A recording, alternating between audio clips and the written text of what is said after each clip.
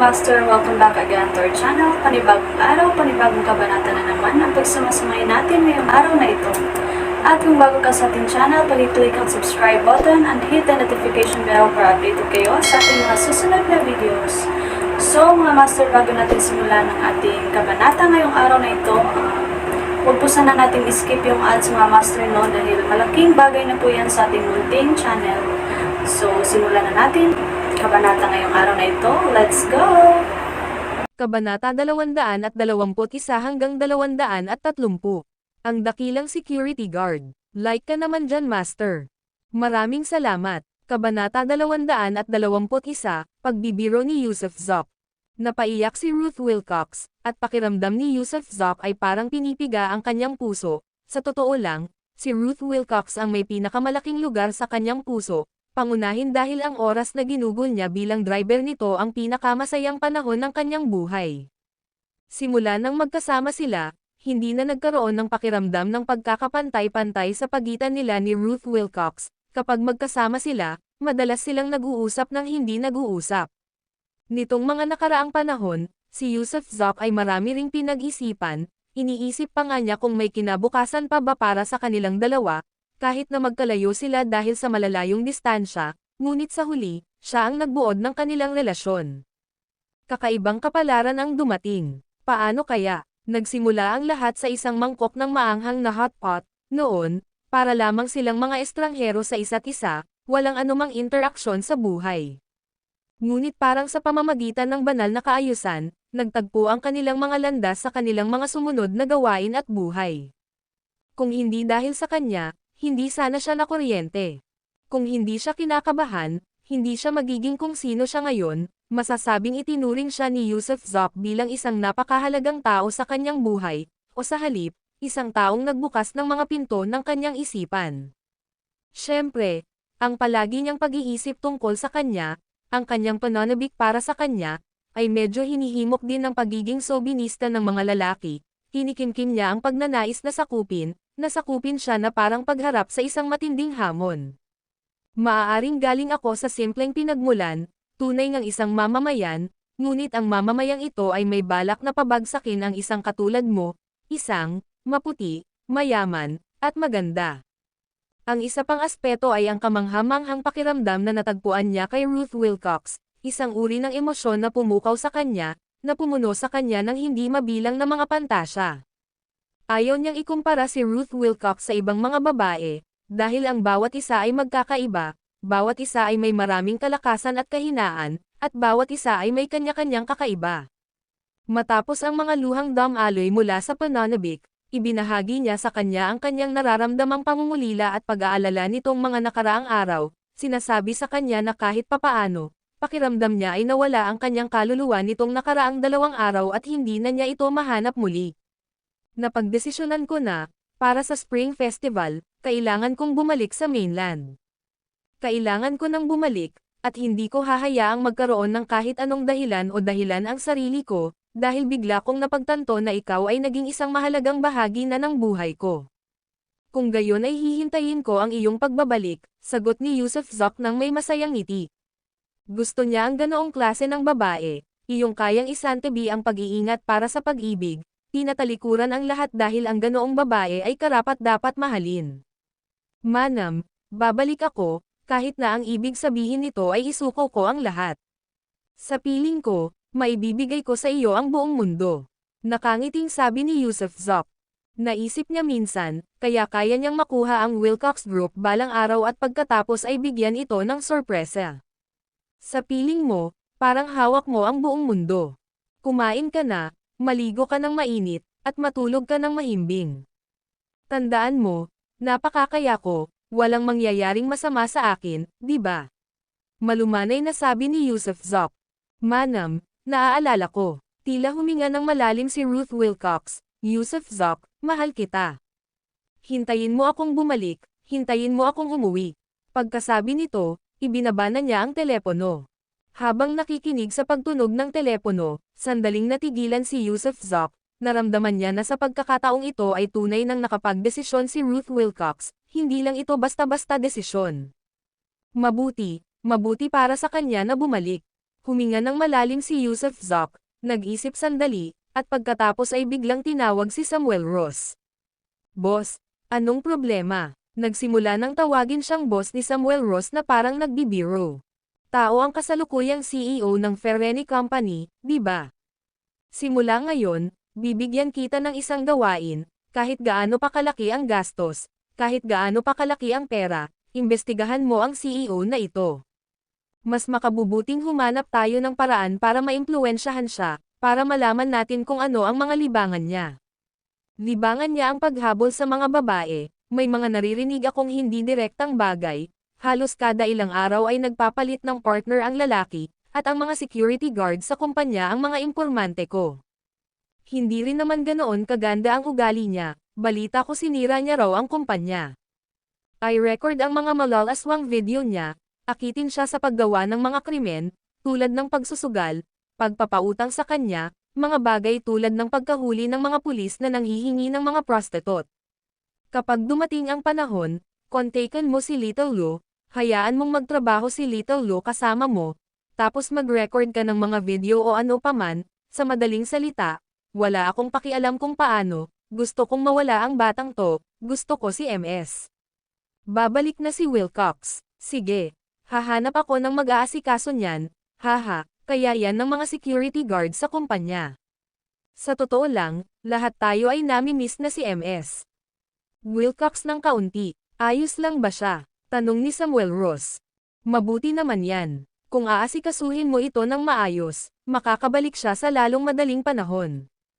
Siyempre, ang aking mungkahi ay gumamit ng maraming pamamaraan ng sabay-sabay.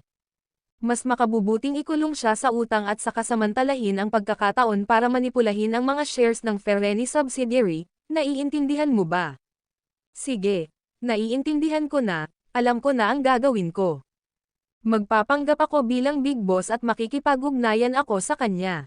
Sige, tungkol sa bonus mo, muntik ko nang makalimutan. Mamaya, aabisuhan ninyo ang iba na ipadala ang kanilang mga numero ng bank account sa telepono ni Louis Garrett, at pagkatapos ay ililipat ni Louis Garrett ang pera sa inyong lahat, simula sa 15 milyon. Kailangan ko pa ring lumabas, pero pagbalik ko, isasama ko kayo para bumili ng kotse.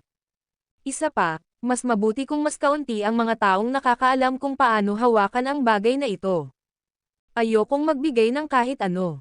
Kung tungkol sa kung gaano karaming pera ang kakailanganin mo, maaari mo itong makuha mula kay Louis Garrett.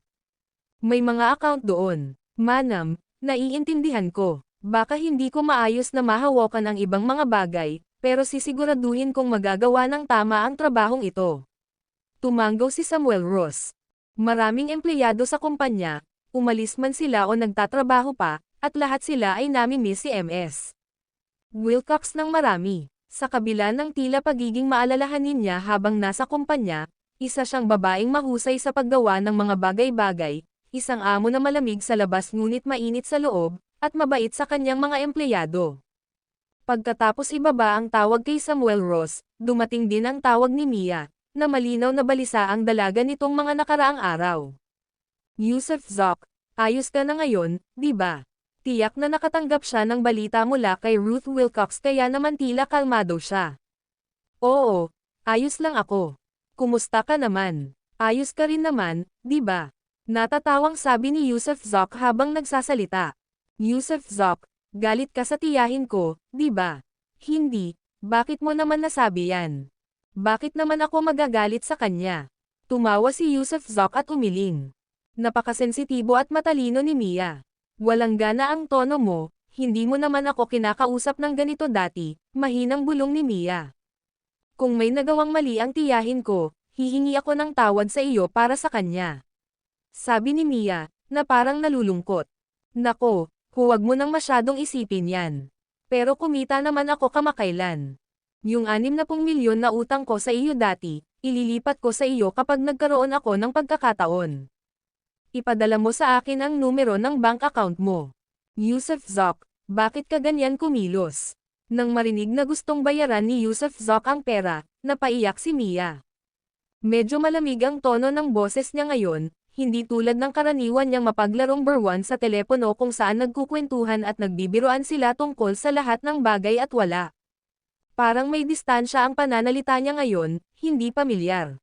Kaya pala umiyak si Mia. Alam niyang ang biglaang pag-alis ni Yusuf Zoc sa Jakarta noong nakaraan ay malamang dahil sa ginawang mali ng tiyahin niya at ikinagalit niya, na nagresulta sa pagbabago ng ugali nito.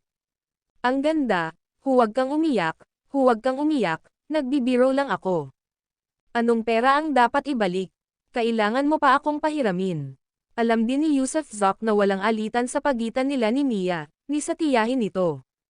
Pero simula noong huling beses na nakita niya ang tiyahin at ama nito, pakiramdam ni Yusuf Zoc ay parehong maingat at nagbabantay ang ama at tiyahin ni Mia laban sa kanya, na para bang lolokohan nito si Mia gamit ang pera nito. Hindi nagustuhan ni Yusuf Zoc ang pakiramdam na iyon. Kapag ang isang mahirap ay nakipagkaibigan sa isang mayaman at ang mayaman ay nag-iingat, ang pagkakaibigang iyon ay halos hindi sulit. Kaya, ang kanyang saloobin ngayon ay hindi masigasig, siya ay walang pakialam. Tungkol naman sa pagbibiro gaya ng dati, hindi niya man lang binanggit. Magkano ang kailangan mo? Ililipat ko na ito sa iyo ngayon din. Sabi ni Mia habang humiikbi. Ubo ng ubo, huwag mong seryosohin. Nagsasalita lang ako ng kalokohan, Mia. Sandaling tumigil si Yusuf Zoc. Pagkatapos ay nagpatuloy matapos mag-isip, hindi ka na dapat tumakbo ng walang ingat. Sa tingin ko dapat kang gumawa ng lehitimong trabaho imbes na sayangin ang iyong kabataan. Naisip mo na ba ang mga kahihinatnan kung sakaling mangyari ulit ang katulad nito? Hindi ba kita kasama? Mahinang bulong ni Mia. Alam ko, kahit nasa dulo pa ako ng mundo, maaari mo akong iligtas.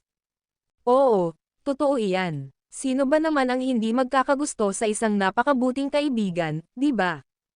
Pero isang huling tanong, mayroon bang dayuhan? Alam mo na. Kasama ka noong huling beses. Yusuf Zoc, papatayin kita, sa telepono, umalangaw-ngaw ang sigaw ni Mia, ngunit halata na sumisigaw siya sa tuwa. Dahil isang Yusuf Zoc na hindi nagbibiro ang nagpapanik sa kanya. Ang nagbiro lang na si Yusuf Zoc ang tunay na Yusuf Zoc. Ang video na ito ay edited by Urban Storytelling. Kabanata 222, Pagganap ng Dula. Si Yusuf Zoc ay talagang isang mabuting tao sa puso, ngunit ang ilan sa kanyang mga kilos ay nagpapamukha sa kanya na isang masamang tao. Pagdating sa mga bagay na may kinalaman sa puso, ayaw talagang makialam ni Yusuf Zoc at sumunod siya sa ilang mga prinsipyo. Bukod sa pagkakamali niya kay Miles O'Brien, wala naman siyang ginawang mali sa kahit sinong babae. Ang relasyon ko kay Miles O'Brien, paano ko nga ba sasabihin, nagsimula sa isang one-night stand, isang simpleng pagpapakawala ng normal na pangangailangang pisyolohikal ng isang normal na lalaki. Ngunit kalaunan, unti-unting naging mas magulo ang mga bagay sa pagitan nila, at si Miles O'Brien ay isang ang babaeng mahirap pakawalan. Kahit medyo nalilito siya tungkol dito, hindi naman siya nalilito pagdating sa ibang tao. Kunin natin halimbawa si Amber Vance, ang kanyang mga pakikipag-ugnayan kay Amber Vance ay nagsimula sa pang-aakit, na may mapaglaro at mapaghiganting pag-iisip. Pero kalaunan, ang hanggal na babaeng ito ay tuluyang umibig sa kanya. Ilang beses na niyang naisip ang aminin kay Amber Vance, ngunit palaging may iba't ibang dahilan na pumipigil sa kanya. Sa kaibuturan niya, ayaw niyang lokohin ang damdamin ng kahit sinong babae. May mga pagkakataong siya lang dalawa si Amber Vance at nagkaroon siya ng pagkakataong lumapit at maglaro sa field. Pero hindi niya ginawa, dahil alam niyang seryoso si Amber Vance, hindi siya yung tipo ng babaeng basta na lang magpapakasaya, kaya hindi niya pwedeng labagin ang konsensya niya at saktan ito. Siyempre, si Amber Vance, ang hanggal na babaeng ito, ay hindi naman talaga tanga. Halata niyang may kakaiba sa relasyon ni Yusuf Zoc kay Miles O'Brien, pero hindi na niya ito tinanong. Dahil kung gagawin niya iyon, hindi siya makatulog, mag-iisip siya ng sobra, at baka madurog din ang puso niya. Kaya mas mabuting huwag na lang magtanong. Gusto niyang tahimik na tamasahin ang walang kapantay na tamis na ito na hindi niya pa naranasan noon sa sarili niyang mundo. Gusto mo bang uminom ng puting alak o serbesa? Mayroon ding alak. Ang villa ni Amber Vance, isang mesa na puno ng masasarap na pagkain, na may mainit na kaldero na gawa sa uling at tanso sa gitna, ang silid ay mainit at umuusok. Dumilim na ang langit, malamang maaga rin siyang umalis sa trabaho, kaya naman sa labis na paghahanda, naroon si Yusuf Zok para kumain at uminom. At saka, hindi pa niya hinuhubad ang kanyang uniforme kundi nakasuot ng navy blue na formal na suit na may mahabang roba, nakabundle ang kanyang mahabang buhok, mukhang napakagwapo at masigla, purong pang-aakit. Uminom ka ng puting alak. Lumamig na noon, at uminom si Yusuf Zok ng puting alak para uminit. Kung gayon, sasamahan kita. Diretso na inilabas ni Amber Vance ang isang bote ng Maotai, kakabili lang niya ng alak na ito. Dahil kumain na siya sa labas kasama si Yusuf Zok dati, nakita na niya silang umiinom ng Maotai, kaya pinili na rin niya ito. Kaya mo ba? Tanong ni Yusuf Zok nang nakangiti. Hindi naman kasing dami ng mga babaeng Mongolian, pero sigurado akong makakasama kita, di ba? Hehe, syempre, hindi mo ako maaaring pagsamantalahan kung sobra akong uminom. Natatawang sabi ni Amber Vance. Anong ibig mong sabihin sa pagsasamantala? Tanong ni Yusuf Zok, habang kumikindat ng pilyo. Bahala ka, ikaw ang mas nakakaalam ng ginagawa mo kaysa kan-inuman. Pero hindi ako natatakot sa iyo, dahil hindi ka ganoong klaseng tao. Pinuno ni Amber Vance ang mga tasa niya at ni Yusuf Zok, pagkatapos ay itinaas ang sa kanya at sinabing, Yusuf Zok, gusto kong sabihin. Gusto kong sabihin, namimiss kita nitong mga nakaraang araw. Habang nagsasalita siya, namula ang mukha niya. Naghawakan, naghalikan, at nagyakapan sila, bagamat wala sa kanila ang nagsabi ng tatlong salitang, mahal kita, naghalikan at nagyayakapan sila. Ibig sabihin ba noon ay nagmamahalan sila? Magkasintahan at mag-boyfriend ba sila? Kaya, kahit nakakahiya ang pagsasabi ng, namiss kita, sinabi pa rin niya. Total, wala namang ibang tao sa paligid, at wala ring ibang taong tatawa sa kanya. Nakaramdam ng kilig si Yusuf Zok, at tumayo para kunin ang inumin mula sa kamay nito, sabay sabi ng mariin, huwag ka nang uminom. Babae ka, dapat umiinom ka ng soft drinks. O teka, anong masaya sa pag-inom mo mag-isa? Sasamahan kita. Sinubukan ni Amber Vance na agawin pabalik ang alak. Hindi nakikinig, di ba? Naniniwala ka bang? Tinitigan siya ni Yusuf Zok. Ang tingin niya ay nagpapahiwatig na kung hindi siya kikilos, gagamitin niya ang paborito niyang taktika. Hawakan mo kung gusto mo, hindi naman sa hindi mo pa nararanasan dati. Napangiwi si Amber Vance pero sa huli ay hindi niya binawi ang kanyang iniinom. Medyo masunurin siya. Anong problema mo ngayon, may nangyari ba? Tumawa at saway ni Yusuf Zok, ipinahihiwatig na hindi pangkaraniwang pagiging madaldal niya ng araw na iyon. Nanood ako ng pelikulang aksyon sa hapon. Dinilaan ni Amber Vance ang kanyang dila. Ano? Puff! Humigop lang si Yusuf Zok sa kanyang inumin, saka ito inispray. Saan mo ba napanood yan? Nababaliw ka na ba? Napatitig si Yusuf Zok na parang hindi makapaniwala. Hindi ko sinasadyang manood. Nahuli ako sa isang kasong blackmail, isang babae ang bina-blackmail ng isang binata. Mayroon silang video, at role-playing iyon, at gumanap pa nga bilang pulis. Sumilip ako ng palihim. Palihim ko itong pinanood sa opisina. Namula ang mukha ni Amber Vance. Hindi mo na pwedeng panoorin ulit yan, hindi ka dapat matuto ng masasamang bagay. Sabi ni Yusuf Zok na may halong tawa at pagkagulat. Nakuha ko. Kain ka pa, iinom lang ako ng juice. Sinimulang ihain ni Amber Vance kay Yusuf Zok ang mga putahe, may karne ng tupa, baka, pagkaing dagat, iba't ibang uri ng fungi at kabute, at iba pa. Tunay ngang gutom na gutom si Yusuf Zok, kaya't busog siyang kumain habang humihigop sa kanyang inumin. Gayunpaman, mas kaunti ang kinakain ni Amber Vance at ginugugol niya ang halos lahat ng oras sa paghahain sa kanya ng pagkain. May nanggulo ba sa iyo sa Las Vegas? Nang mapuno ang kalahati ng alak, ibinahagi ni Amber Vance ang balitang kumakalat online, dahil alam niyang kagagawan iyon ni Yusuf Zok. At hindi naman ito plinano ni Yusuf Zok na itago sa kanya, tutal, 4 na tao pa nga ang napatay niya sa harap niya, kaya nagbahaginan silang dalawa ng ilang sikreto. Nakilala ko ang isang babaeng tagasalin doon, isang kapwa Chino. Sa simula, dapat sana ay tatapusin niya ang pagsasalin para sa akin at pagkatapos ay babalik sa aming bansa ng magkasama, ngunit nagkaroon ng pagtataksil sa kasino. Nanalo ako ng pera, at sinubukan nilang bawiin iyon, kaya pinatay nila ang tagasalin, na ikinagalit ko, malabong paliwanag ni Yusuf Zoc. Mga walang hiya, dapat lang silang sunugin. Malakas na mura ni Amber Vance.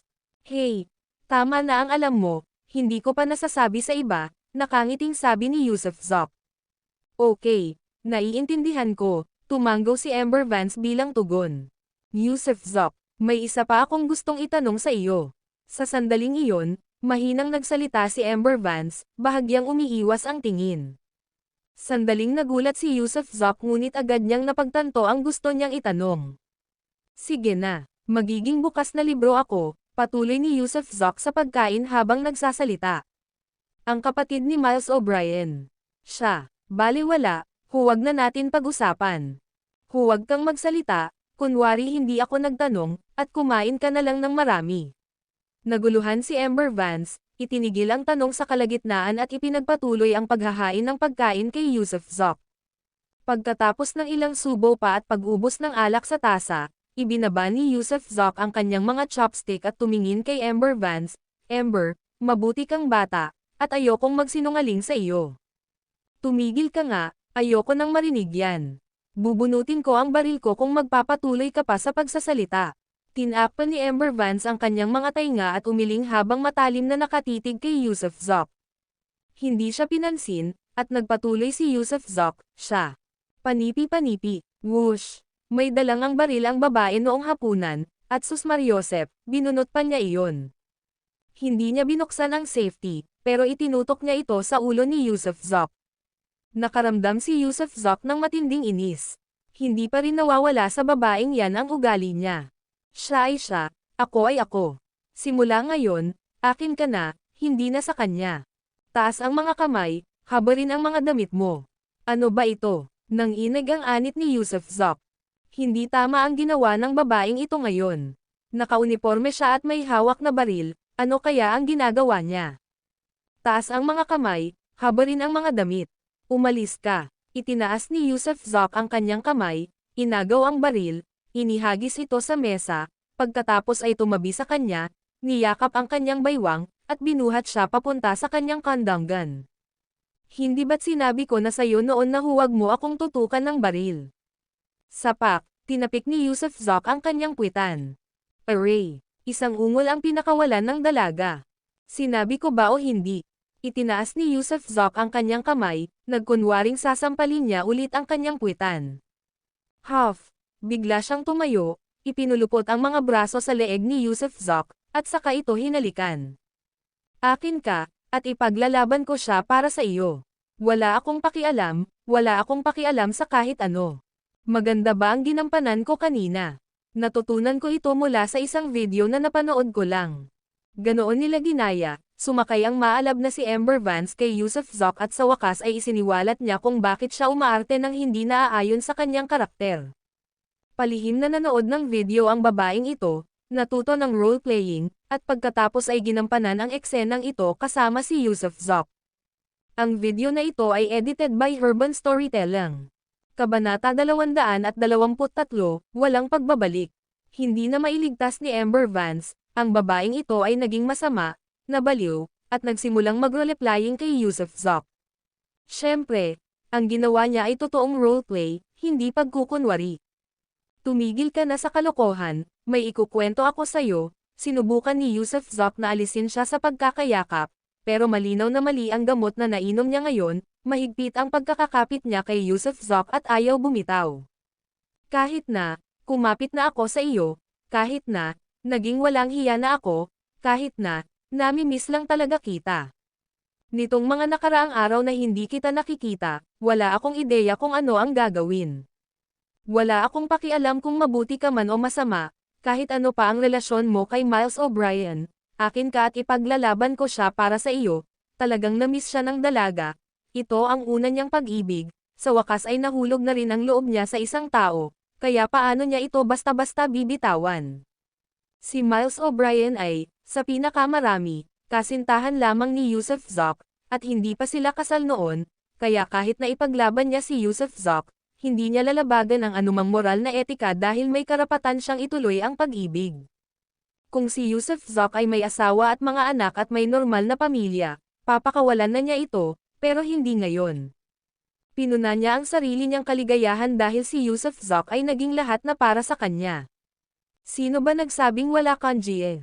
Papatayin ko siya. Marahang inayos ni Yusuf Zok ang medyo magulo niyang mahabang buhok, habang hinahaplos din ang maamo at malambot niyang mukha. Sa totoo lang, gusto rin kita, ang iyong kabayanihan, ang iyong katapangan, pinapaisip nila sa akin na para kang isang bida noong unang panahon. Siyempre, ang ganda mo talaga, kaya mong guluhin ang isang buong kalye sa pamamagitan lang ng pag-uniforme mo. Ikaw lang ang nagpapasaya sa akin, na marunong akong akitin. Nanatiling nakasakay si Amber Vance kay Yusuf Zok, tumatangging bumaba, at naramdaman din niya ang mga pagbabago kay Yusuf Zok, na naging dahilan ng pamumula ng kanyang mukha na parang tumakbo siya ng 5 kilometro, namumula at kumikinang. Nagsasabi ako ng totoo, dahan daw ang ibinaba ni Yusuf Zok ang kanyang kamay, muling inabot ang ilalim ng kanyang damit, nilagpasan ang ilang harang, at matagumpay na muling hinawakan ang kanyang dibdib. Nang inig ang katawan ni Amber Vance, pagkatapos ay yumuko siya malapit sa tainga ni Yusuf Zok at bamulong, handa na ako, handa na ang posos sa itaas. Ang tanga-tanga mo talaga, kinurot siya ni Yusuf Zok, dahilan para manginig ang buong katawan niya, at bigla siyang bumagsak sa tabi ni Yusuf Zok, kupal na lalaki. Masamang tao, hindi maganda ang gabing ito, kailangan ko nang umalis, isang mahabang biyahe papuntang Hubei. Kinurot ulit siya ni Yusuf Zok, pagbalik ko, magiging masama na naman ako sayo. Anong oras ka aalis? Umupo ng tuwid si Amber Vance. Tapos na, hating gabi na. Sagot ni Yusuf Zok, 3 oras na lang ang natitira, wala akong pakialam, ngayon gusto kong ibigay ang sarili ko sa iyo. Talagang todo puro na si Amber Vance ngayon, ito rin ang una niyang hakbang sa pakikipaglaban para kay Yusuf Zok, at habang nagsasalita siya, isa-isa niyang binubuksan ang butones ng kanyang asol na uniforme. Sa harap ng mga mata ni Yusuf Zok, isang nakasisilaw na dibdib ang bumungad. Tinutukso mo ba akong gumawa ng krimen? Napukaw ng panunokso ng dalaga si Yusuf Zok, binaligtad siya at idiniin. Huwag mong ang gawin yan dito, buhatin mo na ako pataas. Ibinuka ni Amber Vance ang kanyang mga braso, bilasan mo, 3 oras na lang ang meron tayo, sa sandaling iyon, mukha siyang talagang kaakit-akit, at suot pa rin ang uniforme, napakalaki ng epekto nito kay Yusuf Zok. Tara na, sa taas. Hindi na nagsalita pa si Yusuf Zok, binuhat niya ito at tumakbo pataas. Tila maingat na naghanda si Amber Vance, na nakasara na ang mga kurtina sa silid, na lumilikha ng isang partikular na maginhawang kapaligiran, ang lampara sa tabi ng kama ay nagbibigay ng mahinang liwanag, at ang hangin ay mabango ng kolon. Higit sa lahat, nakapaglatag na siya ng puting kumot sa kama. Wala naman talaga sana'y plano si Yusuf Zok na gumawa ng kahit ano kay Amber Vance ngayon, pero sa sandaling ito, dahil sa tuwa niya rito, nawala rin ang dapat sana'y katwiran niya. Di nagtagal, hinubad ni Yusuf Zok ang lahat ng kanyang damit, at perpektong naipakita ang kanyang anyo sa harap niya. Siya ay walang kapintasan, purong puti, parang hinog na seresa, hindi mapaglabanan na hanggang sa puntong gusto na niyang kumagat. Bagamat naihanda na niya ang sarili sa psikolohikal at pisikal na aspeto, nang haburan siya ni Yusuf Zok, hindi niya maiwasang makaramdam ng kaba, mukhang takot at mahina. Dahan-daang humiga si Yusuf Zok sa ibabaw niya at pagkaraan ng ilang sandali, binasag ng kanyang nagmamakaawang boses ang katahimikan, mahigpit na nakahawak ang 10 daliri niya sa likod ni Yusuf Zok, na nag-iwan ng 10 marka ng kuko. Sinasabing ang perpektong pag-ibig ay kailangan ding itayo sa pundasyon ng seks. Kung wala ang mga kasiyahan ng sexual na pag-ibig, hindi magiging kumpleto ang pag-ibig. Ang seks ang pinakapangunahing pagnanasa ng tao. Ang kagalakan ng mga lalaki at ang pagmamahal ng mga babae ay hindi nakakahiya, sa kabaligtaran, sila ay mga kinakailangang bahagi ng lipunan ng tao. Sa kanyang nakaraang buhay, si Amber Vance ay isang napakakonserbatibong babae, ngunit sa harap ni Yusuf Zok, para bang nagbukas siya ng isang pinto patungo sa pag-ibig, tamis, eksplorasyon, at pakikipagsapalaran. Pumasok siya sa pintuang ito at natagpuan ang kaligayahan at kagalakan sa loob na hindi pa niya naranasan sa buong buhay niya. Maraming anyo ang kaligayahan, at naniniwala siyang ang makita si Yusuf Zok, ang matulungan ito, at makasama ang kontrabidang ito ang siyang pinakamalaking kaligayahan niya. At kasabay ng kaligayahang iyon ay ang saya. Ang kanyang katawan ay puno ng lakas, ang kanyang espiritu ay puno ng sigla, kapag naiisip niya ito, siya ay puno ng enerhiya anuman ang kanyang ginagawa. Ngunit sa sandaling mawala ito sa kanyang paningin, maglaho ng walang bakas o balita, madarama niya na nawala ang lahat ng kariktan ng mundo, at wala siyang makitang anumang gana. Nawala si Yusuf Zok ng halos 10 araw, at sa loob ng 10 araw na iyon, labis siyang nakaramdam ng kalungkutan. Kaya nang bumalik si Yusuf Zok, ibinigay niya ang kanyang sarili sa kanya nang hindi lumilingon.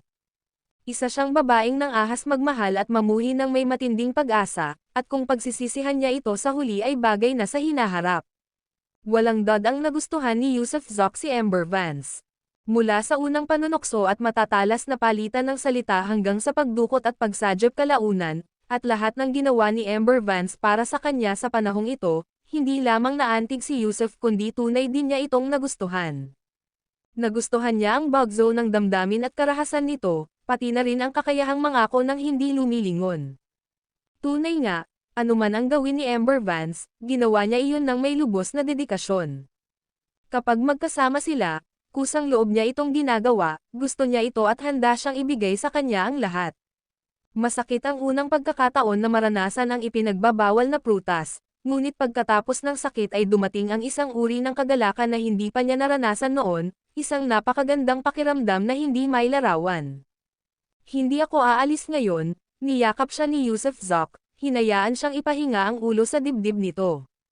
Sa sandaling iyon, yamakap siya sa mga bisig nito na parang isang maliit na kuting, blankong nakatitig sa tato nito. Mula ngayon, makikinig ako sa iyo, pero pupuntahan ko si Miles O'Brien bukas. Anong kailangan mo sa kanya? Biglang bumilis ang tibok ng puso ni Yusuf Zok sa takot, hindi naman niya haharapin si Miles O'Brien, di ba? Hay nako, tingnan mo ang takot mo, bumibilis ang tibok ng puso mo. Makikilunch lang ako, makikipagkwentuhan at mamimili kasama siya, ayos lang ba? Sabi ni Amber Vance na may pilyong ngiti. Naghahanap ka ng masasaktan, di ba? Tumayo ka rito, oras na para sa pananakit. Pinatalikod siya ni Yusuf Zok at hinampes ang kwitan niya ng 3 beses. Kontrabida, tila nasisiyahan sa masukastikong akto, namula ang kanyang kwitan dahil sa palo, ngunit nakakapanabak pa rin ito para sa kanya. Manatili ka sa baba, huwag kang gagalaw. Anong ginagawa mo, kontrabida? Masamang tao, masamang tao. Muling umalangaw-ngaw sa silid ang masayang tunog ng silid-tulugan, kasabay ng walang tigil na sigaw ng kontrabida. Dahil hindi sigurado kung ilang oras silang nagkagulo, nakarinig ng pagtunog ng telepono mula sa ibaba, ngunit wala itong pakialam si Yusuf Zok. Kahit na napagkasundoan na niya kay Everest Zok na umalis ng alas 12, paano siya makakaalis sa ganitong oras? Kaya, hayaan mong maghintay si Everest Zok. Tumunog ang telepono ng 1 beses, sumunod ang pangalawa at pangatlong beses, at pagkatapos ay tumahimik na ito. Nag-e-enjoy si Amber Vance kasama siya, parang hinahayaan na lang niya si Yusuf na gawin ang anumang gusto nito. Bukod sa pagtawag sa kanya na masamang tao, wala na siyang ibang sinabi. Alas 2 na ng madaling araw nang makatulog siya dahil sa pagod. Tinapan siya ni Yusuf Zok ng kumot at saka tumingin sa sarili niyang leeg at balikat ng may mapait na ngiti. Ang leeg niya ay puno ng mga pulang marka mula sa mga kagat nito, at may mga marka ng ngipin sa balikat niya at mga galos sa likod niya.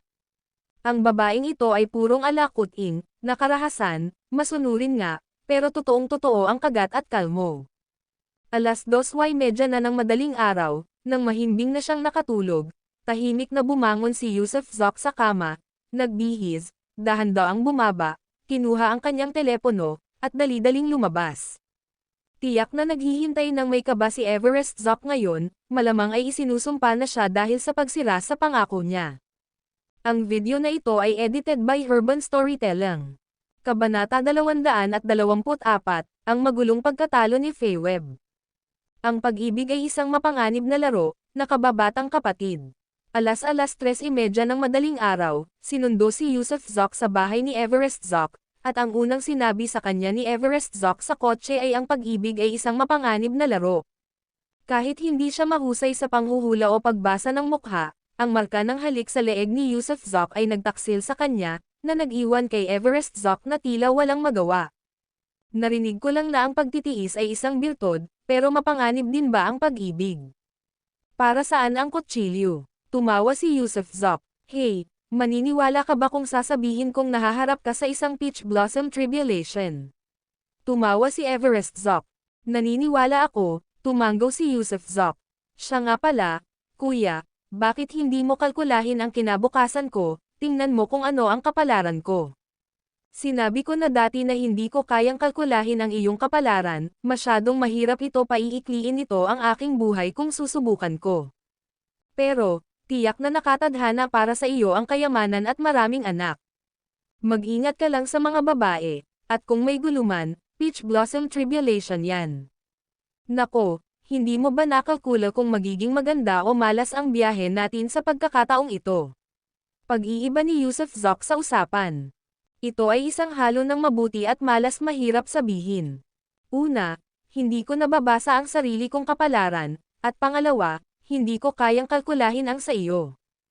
Pero, nanghula nga ako, at ang paglalakbay ay pinaghalong malas at swerte. May dala ka bang mga baril o armas? Hindi ba papatayin ng mga bala ang taong kaharap natin? Mausisang tanong ni Yusuf Zoc. Kung kaya siyang patayin ng baril, bakit nagkaroon ng 12-dosenang pagkamatay noong dekada 2080? Bakit ko naman kailangang makialam? Walang paraan. May mga halimaw ba talaga sa mundo na hindi kayang patayin ng mga bala? Gulat na bulalas ni Yusuf Zoc. Hindi naman sa hindi siya kayang patayin ng mga bala, nag-isip sandali si Everest Zoc bago sumagot. Una, mabilis siya, at baka hindi mo siya matamaan. Pangalawa, nalinang niya ang paraan ng paglilinang ng masamang kalamidad. Hanggat pinoprotektahan niya ang kanyang puso at utak, ang mga bala na tumatama sa kanya sa ibang lugar ay hindi makakapidyaw sa kanya sa pagtakbo, pagtalon, at pagpatay. O, kung gayon sabihin mo sa akin ang pagkakaiba ng panloob at panlabas na paaralan ng martial arts. Kanina ko lang naiisip na magsanay ng martial arts, nakangiting sabi ni Yusuf Zoc. Ang nakakalito sa akin, tumingin si Everest Zoc kay Yusuf Zoc, ay halatang wala kang inner chi, ni hindi nagpapakita ng anumang senyales ng inner school ng martial arts, pero pareho ang aura mo ng monghe. Nako, curious talaga ako kung anong klaseng enerhiya ang meron kayong dalawa. Enerhiya, magkwento ka pa tungkol dyan. Tanong ni Yusuf Zoc na may pagtataka. Para itong isang domain, isang uri ng magnetic field, isang hindi may lalarawang kakaibang sensasyon. Pakiramdam ko ay nasa paligid mo ang kapangyarihang ito, at ganoon din ang monghe. Pinaikit ni Yusuf Zoc ang kanyang mga mata. Ang domain na tinutukoy ni Everest Zoc ay malamang na sarili niyang telekinesis, tama ba? Naranasan niya ang thought overlay, na nagbigay daan sa kanya upang maramdaman ito matapos niyang abutin gamit ang kanyang isipan. Kaya, nararamdaman mo ba palagi ang enerhiyang ito sa paligid ko, o paulit-ulit lang ito? Pagpapatuloy ni Yusuf Zoc. Dumarating at umaalis ito. Noong una kitang makita, noong tiningnan mo ako, naramdaman ko ang enerhiyang ito. Sa ibang pagkakataon, inilabas mo rin ang enerhiyang ito. Maaari mo bang sabihin sa akin kung ano ang enerhiyang ito? Anong klaseng domain ito? Paano ko malalaman? Ramdam mo, pero ako hindi. Agad na umiling si Yusuf Zoc. Hey, kapatid, hindi ka nagsasabi ng totoo. Kung wala kang anumang kasanayan, maglalakas loob ka bang sumama sa akin sa pakikipagsapalaran na ito? Kaya mo bang iniwan ang Amerika na ligtas? Naku-curious lang talaga ako kung ano ang kakayahan mo. Hindi direktang hinihikayat ni Everest Zoc ang isang revelasyon mula kay Yusuf Zoc habang malapit na silang makaharap ng isang karaniwang kaaway. Sa totoo lang, wala naman talagang espesyal. Noon pa man ay nakakakain na ako ng marami. Hindi mo ba nakita kung gaano karami ang kaya kong kainin kanina? Kaya nga malakas ako. Nag-isip sandali si Yusuf Zoc, saka sinabing, sabihin nating may regular na kotse, na walang jack, kaya ko itong iangat para magpalat ng gulong o kung ano pa man hanggang doon na lang. Sus Mariosep, malakas na tao. Gulat na bulalas ni Everest Zoc. Medyo, pero sikreto ko ito, ha? Huwag mong sabihin kahit kanino. Natatawang sabi ni Yusuf Zoc. Kaya, Ibig sabihin yan kung lalapit ka sa isang eksperto at bigla kang atakihin, na nakatutok sa puso niya, siguradong mababasag mo ito, tama ba? Hindi lang puso. Sa Las Vegas, sinubukan ko, at nabasag ko ang kalahati ng ulo ko. Putek, isa kang halimaw, Hulk.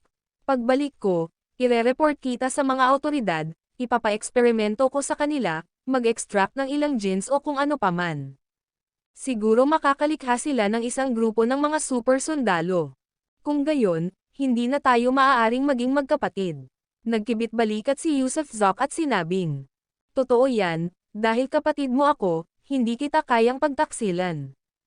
Pero dahil magkaedad na tayo, hindi naman kalabisan para tawagin mo akong lolo. Bakit ang laki ng mukha mo, ha? Lolo Zoc, mukha ka bang 60 taong gulang? Hindi pa kasama ang iba, pero laging papasok at aalis kasama ang isang maliit na sekretarya, siguradong ang munting kasintahan mo na si Faye Webb, di ba? Mas naging pamilyar na sina Yusuf Zoc at Everest Zoc sa isa't isa, kaya nagsimula na siyang magsalita ng walang pansala, hindi tinatrato siya na parang isang grandmaster. Hey, kung gusto mo siya, pwede ko siyang ibigay sa iyo, paano kung ganoon? Napaka-espesyal niya, nakangiting sabi ni Everest Zoc. Kuya, pwede ba tumigil ka na sa pagbibiro? Hindi dapat pagnasaan ng isang tao ang asawa ng isang kaibigan. Kahit gamitin ko pa ang Lady Five Fingers, para sa ginhawa, hindi ko makakasama ang babae mo. Mukhang gulat na gulat si Yusuf Zoc habang kinakausap niya si Everest Zoc, hindi ko inaasahan na magiging ganito kabukas ang isipan mo. Sino ang nakathreesome mo na? Parang gusto kitang sakalin ngayon, masyado kang madaldal. Sabi ni Everest Zoc, kalahating tumatawa, kalahating umiiyak. Nakakatawa talaga ang mga iniisip ni Yusuf. Si Faye Webb ay aking disipulo, hindi ang aking maliit na sekretarya. Walang namamagitan sa kanya at sa akin. Kung tungkol sa kanya, siya ay ipinanganak sa ilalim ng isang nakakatakot na tanda, isang araw ng multo na yin, ang araw kung kailan ang mga pintuan ng impyerno ay bukas na bukas. Iba ang buhay niya sa ating lahat. Pero matigas siya, nilalabag niya ang iba't ibang bawal, hindi siya angkop para sa pag-aasawa, lalo na para sa pagkakaroon ng mga anak. Noong araw na siya ay ipinanganak, pagkalubog niya sa mundong ito, namatay ang kanyang ina. Ang kanyang ama, na labis na naapektuhan ng emosyon, ay namatay din. Mayroon siyang isang nakatatandang kapatid na babae, na pumanaw din nagtagal. Ipinadala siya sa bahay ng kanyang tiyuhin, at maging ang kanyang tiyuhin ay namatay dahil sa kanya. Dahil sa takot ng tiyahin niya, ipinadala siya sa isang ampunan, at pagkatapos ay namatay din ang mabait na direktor ng ampunan dahil sa kanya. Papatayin niya ang sino mang makilala niya. Sabi ni Yusuf Zoc, nanlalaki ang mga mata sa gulat. Baka hindi kanya hatulan, kaya nga sinabi kong ibibigay ko siya sa iyo. Nakikinig siya sa akin, at ang ganitong klaseng babae, isang tunay na kapahamakan, lalo na sa kwarto, higit pa sa lahat ng iyong mga kasintahan kung pagsasama-samahin ang kanyang kahusayan. Kung gayon, bakit hindi mo na lang siya kunin para sa iyong sarili sa halip na ialok sa akin? Umikot ang mga mata ni Yusuf Zoc at sinabing, hindi ko siya kayang kunin. Hey, pilyong batang yan, huwag kang magsalita ng walang katuturan. Disipulo ko siya, paano ako makakagawa ng ganitong kalabisan sa kanya? Natatawang saway ni Everest Zoc. Anong uri ng lipunan tayo ngayon kung saan mayroon pa ring mga guro at disipulo? Ang mga propesor at estudyante sa unibersidad ay maestro at disipulo rin, ngunit wala pa rin bang romansa? Wala ka sa ayos, sigaw ni Yusuf Zoc sa tawa. Tigilan mo na ang kadaldalan mo. May dala ka bang mga armas? Pag-iiba ni Everest Zoc sa usapan. May baril ako, espesyal na ginawa para sa mga babae. Paf, seryoso ka ba? Naiinis na sabi ni Everest Zoc at umirap. Anong mga armas kaya ang dadalhin ko? Mamamayan akong masunurin sa batas, maraming salamat. Hindi napigilan ni Yusuf Zoc ang pag-ikot ng kanyang mga mata. May baril ako rito, at isang espada, at isang malaking kutsilyo. Alin ang gagamitin mo? Itinuro ni Everest Zoc ang isang malaking backpack na parang tiyan ng isda. Matalas ba ang espada? Tanong ni Yusuf Zoc, na may pagkausyoso. Sapat ang talas para hiwain ang bakal na parang putik. Kung gayon, Mahusay ka ba sa paggamit ng kutsilyo o espada? Mahusay ako sa paggamit ng malaking kutsilyo, at mahusay din ang aking paggamit ng espada. Kukunin ko ang espada, at pagkatapos kong gamitin, akin na, ha? Pilyong humajejek si Yusuf Zoc, dahil ang espada ni Everest Zoc ay tiyak na isang kayamanan. Sige, sa iyo na yan. Hindi mo pa nasasabi sa akin ang tungkol sa mga pagkakaiba ng panloob at panlabas na estilo ng martial arts. Paano mo isinasagawa ang mga panloob? Sabihin mo sa akin. Pagod na ako, matutulog muna ako sandali at mag-uusap tayo pagkagising ko. Tumalikod si Everest Zoc at tumango para matulog nang hindi na siya pinansin. Ang video na ito ay edited by Urban Storytelling. Kabanata 225, Teorya ng Kamao. Sa loob ng pamilya hindi na siya pinilit pa ni Yusuf Zoc, sa kalaliman ng gabi, at ang kapatid na ito ay naghintay sa kanya buong gabi, kakaiba kung hindi siya pagod. Sa kabilang banda, si Yusuf Zoc, na ilang magkakasunod na gabing hindi nakatulog, ay tila wala ring gana matulog. Sa pagkakataong ito, matapos magbukas ng isa pang blood bead, napagtanto niyang hindi pala siya nakatulog ng mga 5 o 6 na araw. Una, dahil hindi siya inaantok, at pangalawa, dahil hindi siya makatulog kahit nakahiga. Hindi iyon kasabikan, ni walang anumang labis na nakakaengganyong mga pangyayari, sadyang hindi niya naramdamang kailangan niyang matulog. Malabo ang pagkakaintindi ni Yusuf Zoc na tiyak na dahil ito sa mga blood beads. Dahil sa pinahusay na paggana ng kanyang utak, ang nag-mutate na kanya ay tila tunay na naging isang superhuman. Nang nasa highway na, patungong timog, ang pinakamababang bilis ni Yusuf Zoc sa highway ay nasa humigit kumulang 170 o 180 din. Dumaan na sa panahon ng pag-aayos ang bagong kotse, kaya naman maayos ang takbo nito. Nagising si Everest Zoc kinabukasan pagkabukas ng madaling araw ng alas 7:30, dahil sa tunog ng cellphone ni Yusuf Zoc. Tumawag si Oakley Vance, mahimbing ang tulog niya hanggang sa pagsikat ng araw. Nakakaantok kaya? Ayokong pumasok sa trabaho ngayon. Sa telepono, matamlay ang boses ng dalaga. Hindi na kayanan ng bagong lugar na kanyang pinagtatrabahuhan ang malabaka na pagbubungkal ng lupa ni Yusuf Zoc, kaya't siya ay lubos na napagod. Kung gayon, magpahinga ka muna ng ilang araw. Kung hindi talaga gumana, magbitiw ka sa trabaho mo, ako na ang bahala sa iyo. Natatawang sabi ni Yusuf Zoc sa telepono. Hindi pwede. Kailangan maging independent ang isang babae. Kung hindi, mababa ang tingin sa kanya. Lubos akong nabuhayan ng loob ngayon, lalala, aalis na ako para magtrabaho. Tuwang-tuwa ang dalaga habang kumakanta sa telepono. Haha, huwag mong kalimutang mag-almusal, paalala sa kanya ni Yusuf Zoc. Nakuha ko, pero, hindi kami gumamit ng proteksyon kagabi. Paano kung mabuntis ako? Ano ang dapat kong gawin? Biglang tumunog ang boses ni Oakley Vance na sobrang balisa. Kung buntis ka, ituloy mo lang yan. Huwag kang mag-alala. Hindi kita pakikinggan, masama kang tao. Titingnan ko online, Humph, hindi na kita kinakausap.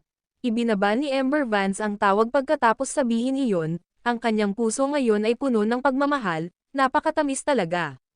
Sabihin mo sa kanya na uminom ng emergency contraceptive na tatagal ng 24 na oras.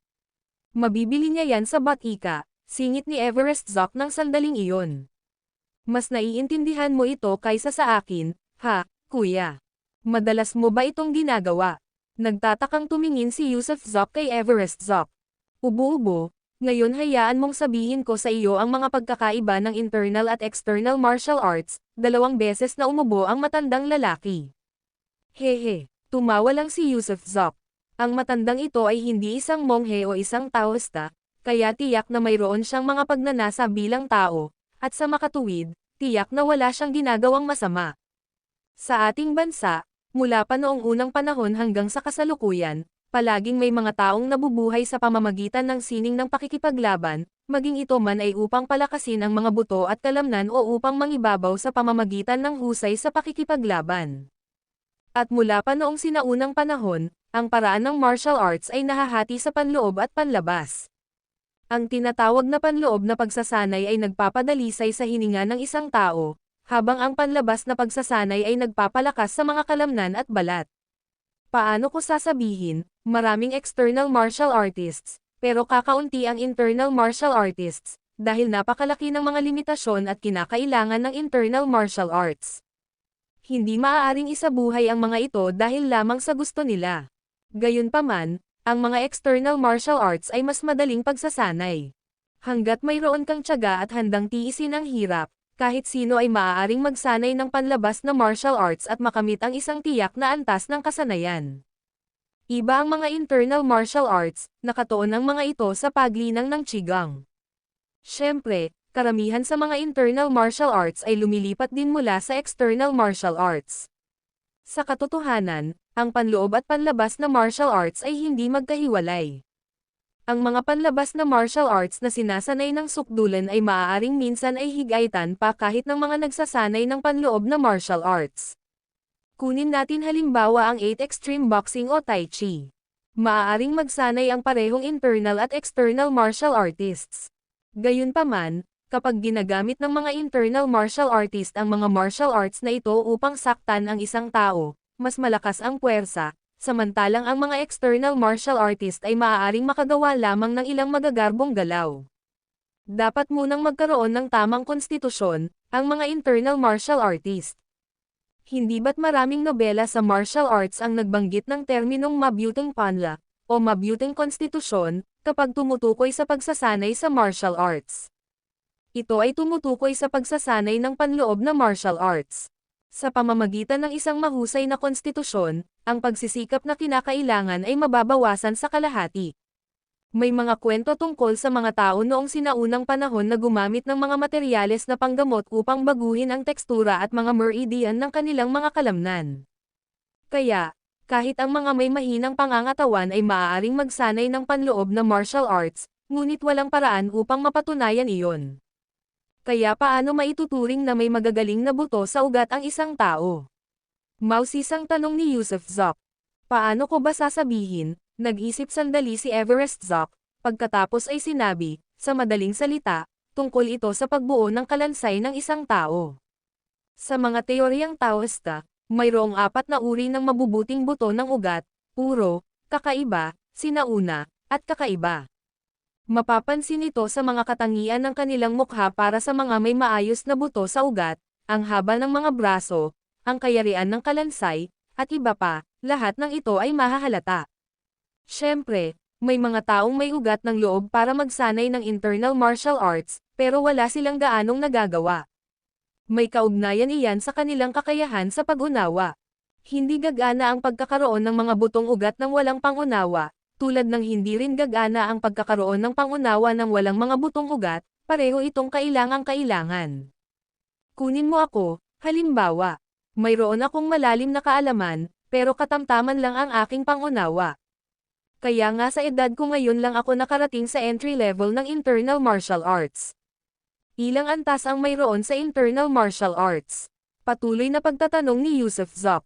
Bawat paaralan ay may iba't ibang paraan ng pag-uuri ng mga antas, ngunit sa pangkalahatan, mayroong 4 na pangunahing antas. Ang unang antas ay ang antas ng nagsisimula o entry level, na kinabibilangan ng pagpasok ng mga governor at conception vessel, na nagdudugtong sa mga ito sa isang linya. Pagkatapos, batay sa linyang ito, isang daloy ng Qi ang nalilikha sa meridian na ito. Ang daloy ng Qi na ito ay hindi mahahawakan at hindi nakikita, ngunit maaari itong maramdaman, tulad ng ilang mga master ng Qigong sa internet. Kapag sumuntok sila, ang kanilang mga kamao ay nagdadala ng daloy ng Qi, na kilala rin bilang inner strength. Siyempre, ang mga entry level ay maaaring maging malakas o mahina.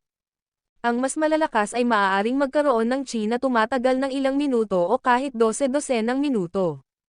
Ang mga mahihina ay maaaring kailanganing magpahinga ng ilang oras para makaipon muli ng Qi pagkatapos itong mailabas sa isang suntok lang. Kumusta ka naman? Ilang minuto kayang tumagal ang Qi mo? Tanong ni Yusuf Zok. Mahigit 3 minuto lang, ibig sabihin ay kaya kong lumaban ng tuloy-tuloy gamit ang aking Qi sa loob ng 3 minuto. Pero kapag natapos na ang 3 minutong iyon at nawala na ang Qi ko, mawawala na lahat ng aking kapangyarihang martial. Nag-isip sandali si Yusuf Zok at sinabing, ibig sabihin, ang entry level ay nakikilala sa tagal ng Chi, tama ba? Pero pare-pareho ba ang lakas ng Chi na inilalabas ng lahat ng mga baguhang practitioner? Sa entry level, pare-pareho lang naman, lahat tungkol sa paglabas ng Chi, na siyang inner strength lang. Ang Chi ay nag-iiba lamang sa kung gaano ito katagal. Siyempre, depende rin ito sa sining at paraan na iyong isinasagawa, na maaaring magpatibay o magpahina nito.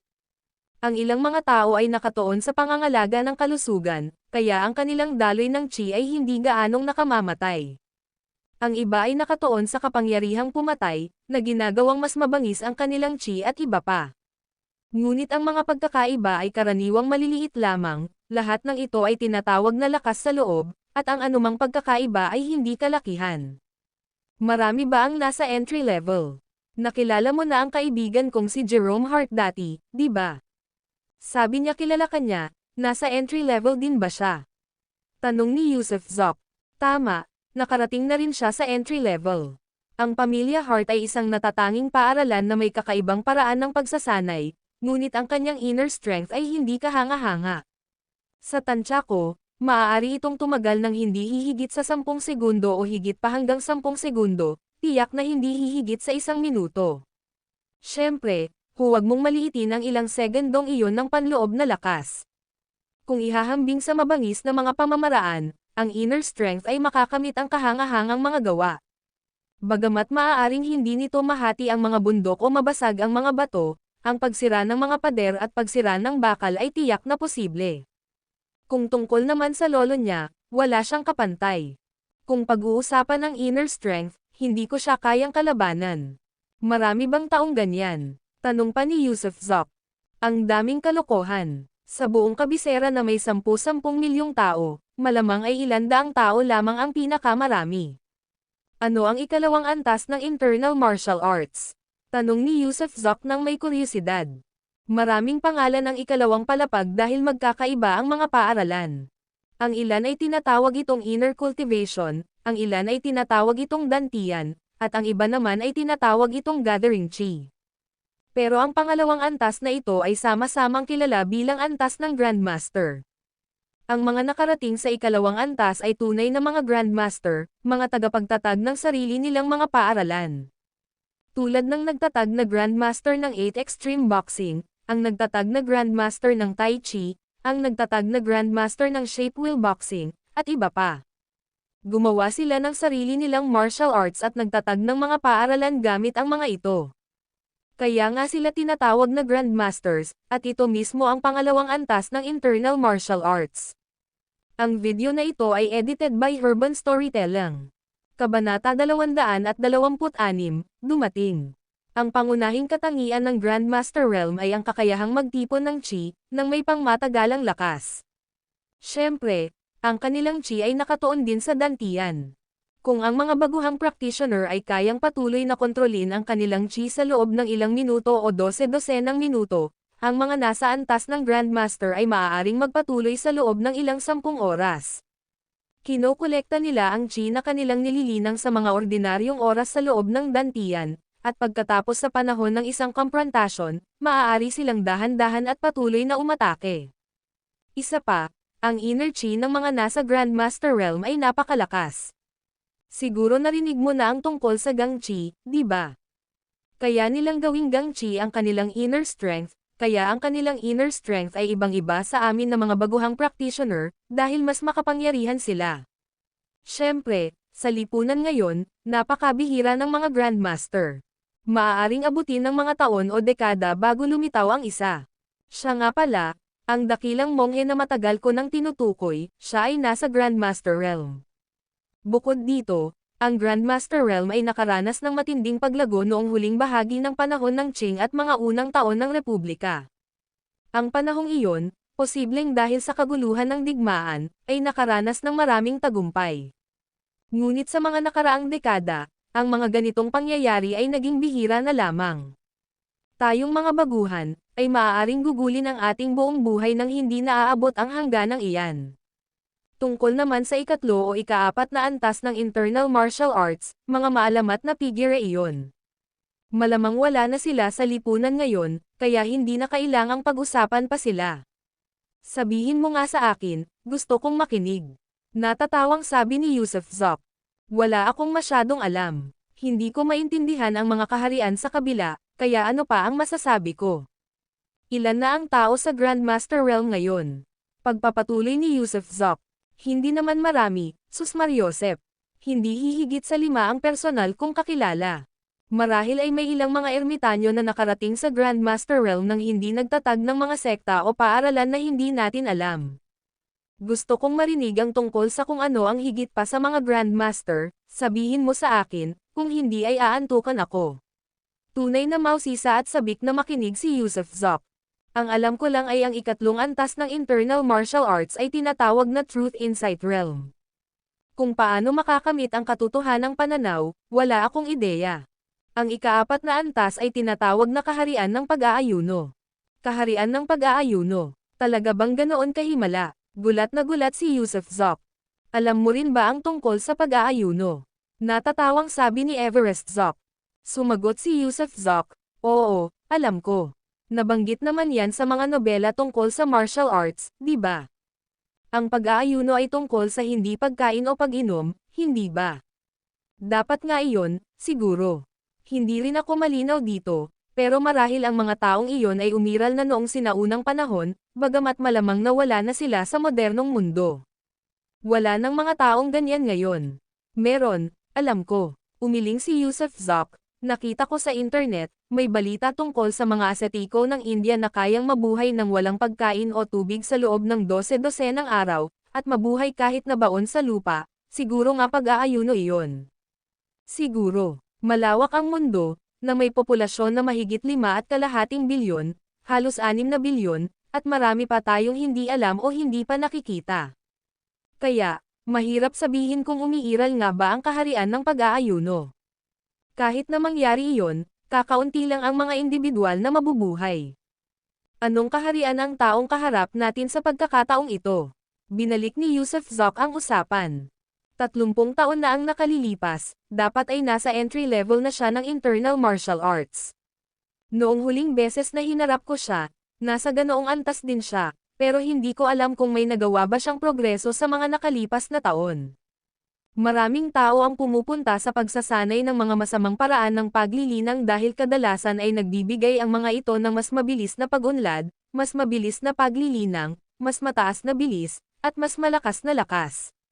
Ang lalaking iyon ay umiinom ng dugo, nanggagahasa, at pumapatay ng mga bata. Anong klaseng paraan ng paglinang ng masamang kasamaan iyan? Malamig na sabi ni Yusuf Zok. Paano ko malalaman kung aling paraan ng paglinang ng masamang ito? Ito ay mga labi ng sinaunang panahon, na karamihan ay gawa-gawa lamang ng mga okamistang iyon. Walang ginawang mabubuting gawa ang mga alkaimiko noong sinaunang panahon. Hindi lamang nila nilinlang ang mga emperador, kundi iniwan din nila ang masasamang pamamaraang ito. Pinaghihinalaan ko na ang pamamaraan ng paglilinang ng masamang ginagawa niya ay mula sa isang libingan na nahukay. Ano ang pangalan ng taong iyon? Tanong ni Yusuf Zok. Trip Greer. Siya ay mula sa isang maliit na nayon sa gilid ng Wuling Mountain sa isang county ng teritoryo ng pamilya Zok. Ang pamilyang Greer ang pinakamalaking may-ari ng lupa sa nayon. Dati silang mga may-ari ng lupa noong unang panahon. Pagkatapos ng mga reformang pang-ekonomiya, hindi ko alam kung paano nila ito nagawa, pero lalong yumaman ang pamilyang Greer. Hinala ko may kinalaman ito sa pagsalakay sa libingan. Si Trip Greer ang pinuno ng pamilyang Greer. Kung ano man ang mangyari sa angkan, siya ang magdedesisyon.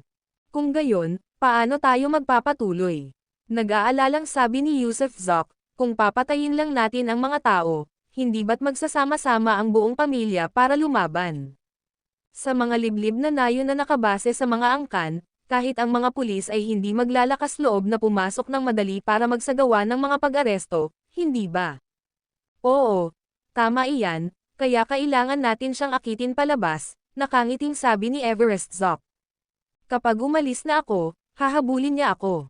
Kaya, nakatambang ka lang sa kung saan. Ihahatid ko siya sa iyo, at pagkatapos ay tayong dalawa na ang bahala sa kanya. Hindi.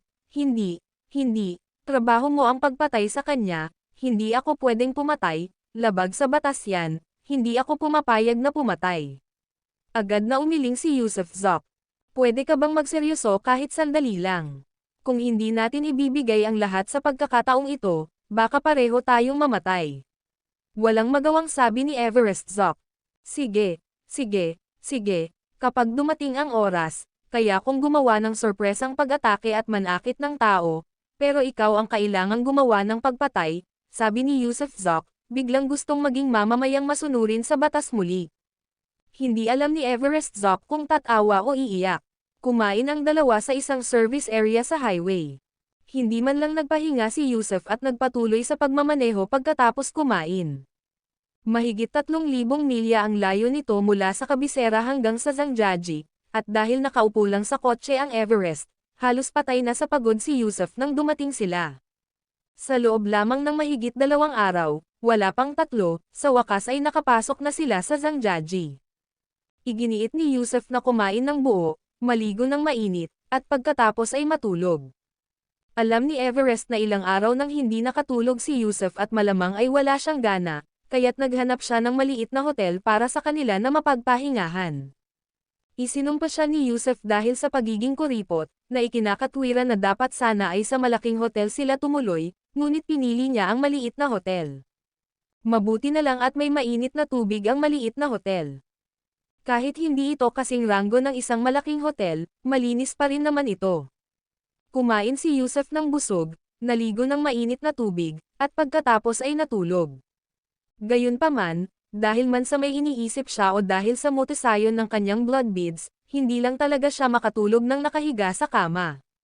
Tara na, maglalakbay na tayo, hindi na ako makatulog, naiinis na bumangon si Yusuf at nagsimulang magbihis. Sigurado ka bang kaya mo itong gawin? Mahigit 3 araw na, halos 4 na araw na, simula nang huli kang makatulog. Hindi ayos yan, magpahinga ka muna ng 2 araw, walang pagmamadali sa ngayon, agad na umiling si Everest. Kung walang maayos na pahinga, paano nila matagumpay na matatapos ang misyon? Hindi ako inaantok, hindi ako pagod, umiling si Yusuf.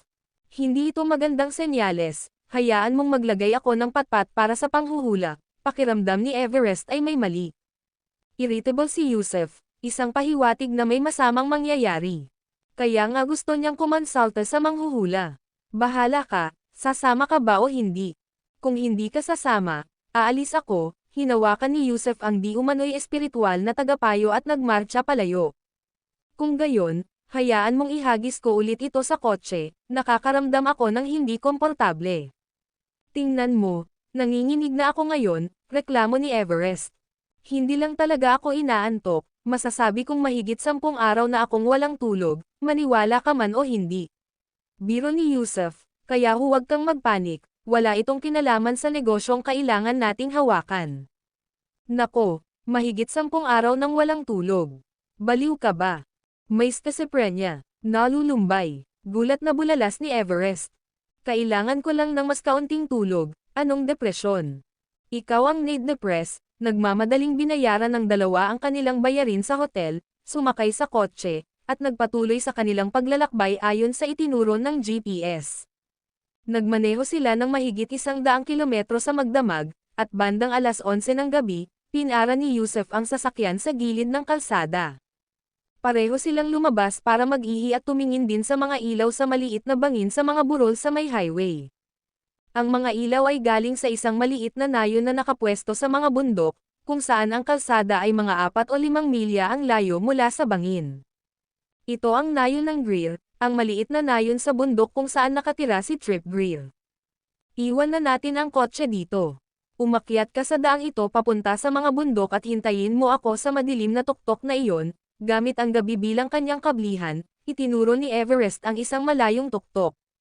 Sige, mag-ingat ka, at kung hindi ka babalik, malalaman kong patay ka na. Pagkatapos ay tatakbo ako para sa kanya at ire-report ito sa mga awtoridad. Kuya, mag-ingat ka, tinapik siya ni Yusuf gamit ang kanyang fist bump. Bagamat nahihirapan ang Everest sa pagitan ng pagtawa at pag-iyak, hinugot na ni Yusuf ang kanyang dragon pattern sword at tumakbo patungo sa mga bundok. At ang espadang iyan ay napakatalas, huwag mong hiwain ang iyong sarili. Mag-ingat ka, Sigaw ni Everest, bigla niyang naalala habang pinagmamasdan ang Papa Atres na figure ni Yusef. Ang video na ito ay edited by Urban Storytelling. Kabanata 227, Halimaw. Ang tuktok ng bundok ay mga 10 milya ang layo mula sa nayon, marahil dahil ito ay nasa gilid ng bulubundukin, kaya hindi siksikan ang kagubatan. Kahit walang landas, narating ni Yusef Zok ang tuktok sa loob ng kalahating oras. Walang plataporma o pavilion sa tuktok ng bundok. Habang nakatayo roon, ang makikita ay isa na namang tuktok. Dito nagkakaugnay ang mga bundok, na walang ibang natatakpan kundi mga halaman. Naglakad si Yusef Zok ng paikat sa tuktok, pagkatapos ay tumayo sa ilalim ng isang malaking puno ng pino. Ang pino ay makapal at lunti ang may mga sanga at dahon. Gayunpaman, sa kabila ng siksik na mga dahon, makikita pa rin kung may nagtatago roon sa itaas, dahil may buwan ngayong gabi, at sa liwanag ng buwan, kahit ang isang nakadapo na unggoy ay makikita.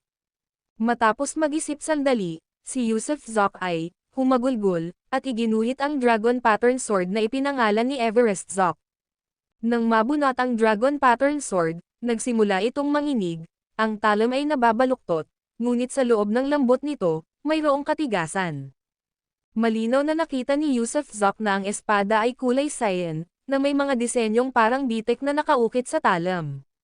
Minsan nang napanood ni Yusef Zok ang pelikulang pinamagatang, Crouching Tiger, Hidden Dragon, kung saan ang espadang hawak ni Trenton Montoya ay katulad ng hawak niya ngayon, masasabi mong magkamukha sila. Napakatalas ba ng espada? Dahan-dahan ang idinikit ni Yusef Zok ang kanyang daliri sa talam at totoo nga, napatunayan niyang ang talam nito ay matalas na parang papel. Mahirap din kaya, humakbang si Yusef Zok pasulong ng 2 hakbang, lumapit sa isang puno ng pino na kasengkapal ng bunganga ng isang mangkok, at saka humiyaw, habang tinatadtad ang puno ng pino. Phew! Isang malinaw na tunog ang lumabas, at saka natuklasan ni Yusef Zok na ang espada ay dumaan sa puno ng pino na parang walang laman, casual na pinutol ang puno sa gitna. Nako, ganito ba katalas ang dating nito? Napabalikwas si Yusef Zok sa gulat. Masyadong mabilis ang espada, kung tatama ito sa leeg ng isang tao, hindi ba't agad na lilipat ng bahay, ang ulo nito? Magaling na espada, kahangahangang espada, haha, akin ito. Natatawang sabi ni Yusef Zok, tuwang-tuwa.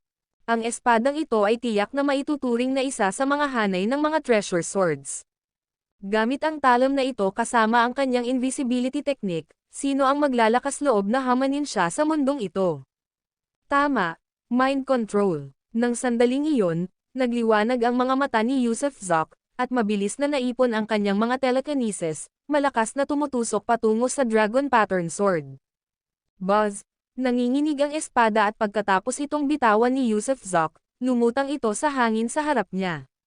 Gayunpaman, mukhang pagod ang mukha ni Yusef Zok dahil mas mabigat ang bagay, mas mahirap itong kontrolin para sa kanya. Lumipad. Nagngingit-ngit ang mga ngipin niya at matamang tumitig sa isang puno sa di kalayuan. Pagkatapos, ang espada ay tumilapon sa buong gabi, na may kasunod na isang sinag ng liwanag. Thud! Isa na namang maliit na puno ng pino ang pinutol. Matapos itong mahulog, ang espada ay hindi nahulog sa lupa kundi umikot sa hangin na parang buhay, at ang telekinesis ni Yusef Zok ay nagmanyobra nito pakaliwa at pakanan, pataas at pababa, at walang tigil na lumipad pabalik-balik. Bumalik ka, sumunya si Yusef Zok, at ang dragon pattern sword ay mabilis na bumalik sa kanyang kamay, hindi gumagalaw.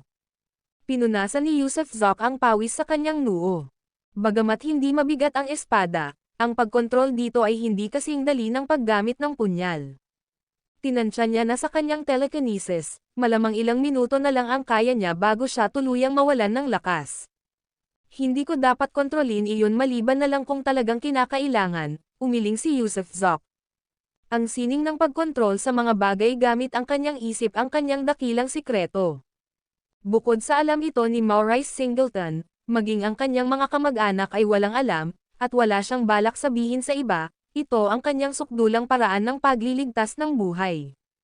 Bukod dito, kahit anong mangyari, hindi niya kailanman hahayaang tuluyang maubos ang kanyang telekinesis, kung hindi ay hindi niya magagawang protektahan ang kanyang buhay.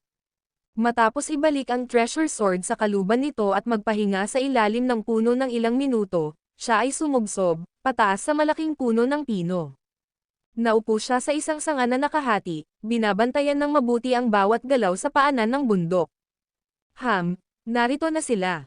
Habang nakaupo siya ng ilang sandali, bigla siyang nakarinig ng mga kaluskos mula sa paanan ng bundok at nakita ang mga puno sa ibaba na patuloy na gumagalaw. Hindi nakikita. Agad na nawalan ng malay si Yusuf Zok at nagpatuloy sa panonood. Wala pang isang minuto, lumitaw sa kanyang paningin si Everest Zok, dala ang isang 9-ring great blade, tumatakbo sa kakahuyan ng bundok na halos hindi natatamaan ang lupa, gumagalaw sa napakalaking bilis, mas mabilis pa sa isang atletang tumatakbo ng 100 metro. Sus Mariosep, isang halimaw. Walang tigil na pagdila ni Yusuf Zok, sa pagkakataong ito ay tunay niyang nasasaksihan ang pambihirang kakayahan ng isang internal martial artist. Kung isa itong Grandmaster, malamang mas malakas pa ang kapangyarihan nito, di ba? Huminga ng malalim si Yusuf Zok, na pagtanto niyang ito ay antas pa lamang ng mga baguhan, hindi pa isang Grandmaster. Kasabay ng isang, whoosh, narating ni Everest Zok ang tuktok ng bundok at mabilis na laming-galinga, tumangala sa mga puno at nakasimangot sa tabi ng batang pinutol ni Yusuf Zok. Hindi niya nakita si Yusuf Zok o alam kung saan ito nagtatago, ngunit tiyak na nasa malapit lang si Yusuf Zok, palihim siyang pinagmamasdan. Saka lamang lumitaw ang isa pang figure kay Yusuf Zok, isang lalaking may hakbang na parang dragon at hakbang na parang tigre, matangkad at matipuno, mas mabilis gumalaw kaysa kay Everest Zok. Muntik na niyang marating ang tuktok ng bundok sa isang talon lang at, sa isang malakas na talon, lumapag siya sa malaking puno ng pino kung saan nakayuko si Yusuf Zok, 3 o 4 na metro lang ang layo. Muntik nang mahulog si Yusuf Zok mula sa puno sa takot, para sa lalaking ito. Ang lalaking ito ay tumalon papunta sa puno ng sabay-sabay, na may taas na 2 o 3 metro, at pagkatapos ay tumayo sa isang sanggang daan ng mga sanga. Trip Greer, bumuti na naman ang husay mo. Malamig na sabi ni Everest Zok sa puntong ito. Simpleng pagbuti lang ba? Bahagyang ngumiti ang matangkad at malaking si Trip Greer, pagkatapos ay nanginig ang katawan niya, at bigla niyang iginalaw ang palad niya paarap.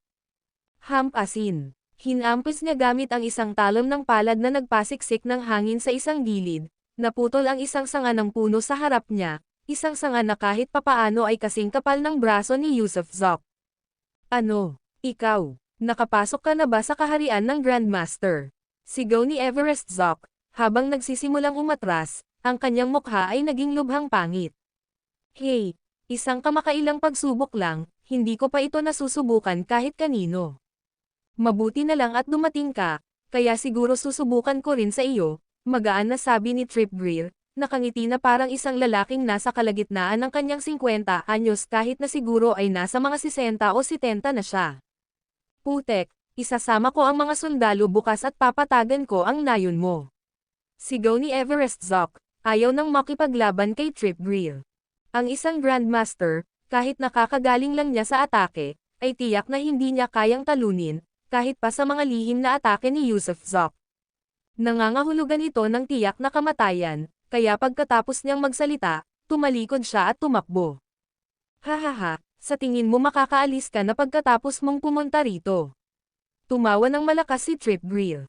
Habang bahagyang lumulubog ang kanyang katawan, ginamit niya ang kasiglahan ng mga sanga upang itulak ang sarili patungo sa Everest Zok na parang isang malaking bato na nagbubuka ng mga pakpak, gumagalaw ng mas mabilis pa sa isang agila. Alam ni Everest Zok na hindi siya makakatakas, kaya habang tumatakbo siya pasulong, bigla siyang lumingon, hinugot ang kanyang 9-ring great blade, at sinugod ang paparating na si Trip Greer. Kasabay ng isang, kalat, ang tunog ng pagsalpok ng metal at pagsabog ng mga kislap ay nagmula sa kung saan sila nagtatagpo. Kahit papaano, nakabunot din ng sandata si Trip Greer, isang lalaking kasing walang awa niya ang tiyak na magdadala ng mga sandata sa kanya. Para silang twin blade, malamig na kumikinang na parang mga tang blades ngunit hindi gaanong kahaba, halos kasenhaba lang ng mga braso ni Trip Greer. Nang bumangga ang twin blade sa 9-ring great blade, ginamit ni Trip Greer ang puwersa upang ligtas na lumapag, habang si Everest Zok ay napatras ng 4 o 5 baitang, halos hindi natambos sa pamamagitan ng pagsandal sa isang maliit na puno. Napansin ngayon ni Yusuf Zoc, na nakatago sa puno, na ang mga kamay ni Everest Zoc ay nahati sa puno ng hinlalaki at tumutulo ang dugo. Ang video na ito ay edited by Urban Storytelling. Kabanata 228, ang lumilipad na espada ay lumilitaw. Sa isang palitan lang ng suntok, nabasag ang mga palad ni Everest Zoc dahil sa pagkabigla, at halos hindi siya makatayo ng tuwid sa pamamagitan ng pagsandal sa isang maliit na puno, habang si Trip Greer ay lumapag ng magaan at walang kahirap-hirap. Nakita ni Yusuf Zoc na mayroong malaking agwat sa pagitan ng isang baguhan at isang Grandmaster level practitioner, at kayang-kaya ng isang Grandmaster na lubusang malampasan ang isang baguhan. Ang titulong Grandmaster ay hindi basta-basta ibinigay, paano magiging simple ang sinumang nakaabot sa ganoong antas. Ginugol ni Trip Greer ang buong buhay niya sa paglinang ng masamang paraan ng paglilinang at nagdulot ng hindi mabilang na paghihirap bago niya tuluyang narating ang kaharian na ito. Everest Zoc, inakit mo ba ako rito para mapatay kita, o tinawag mo ba ang hukbo? Dapat ay malinaw sa iyo na, sa ngayon, wala akong talo sa mundo. Punong-puno ng arrogant si Trip Greer. Sa sandaling ito, tunay niyang naramdaman ang sarili niyang kapangyarihan, nakatingin sa ibaba sa lahat ng buhay mula sa itaas, nakatayo sa tuktok ng mga piling tao. Nako, nagyayabang ka ba dahil wala namang bayad? Umiling si Everest Zoc at ngumisi, ang haharapin mo ay ang kapangyarihan ng isang bansa, at sa tingin mo ba ikaw lang ang Grandmaster level sa mundo?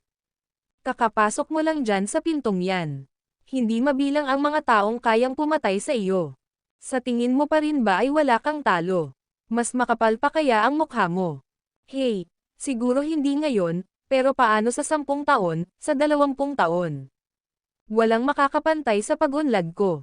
Mayabang na sabi ni Trip Greer, saka kinutya si Everest Zoc, maaari ka nang pumunta sa iyong libingan.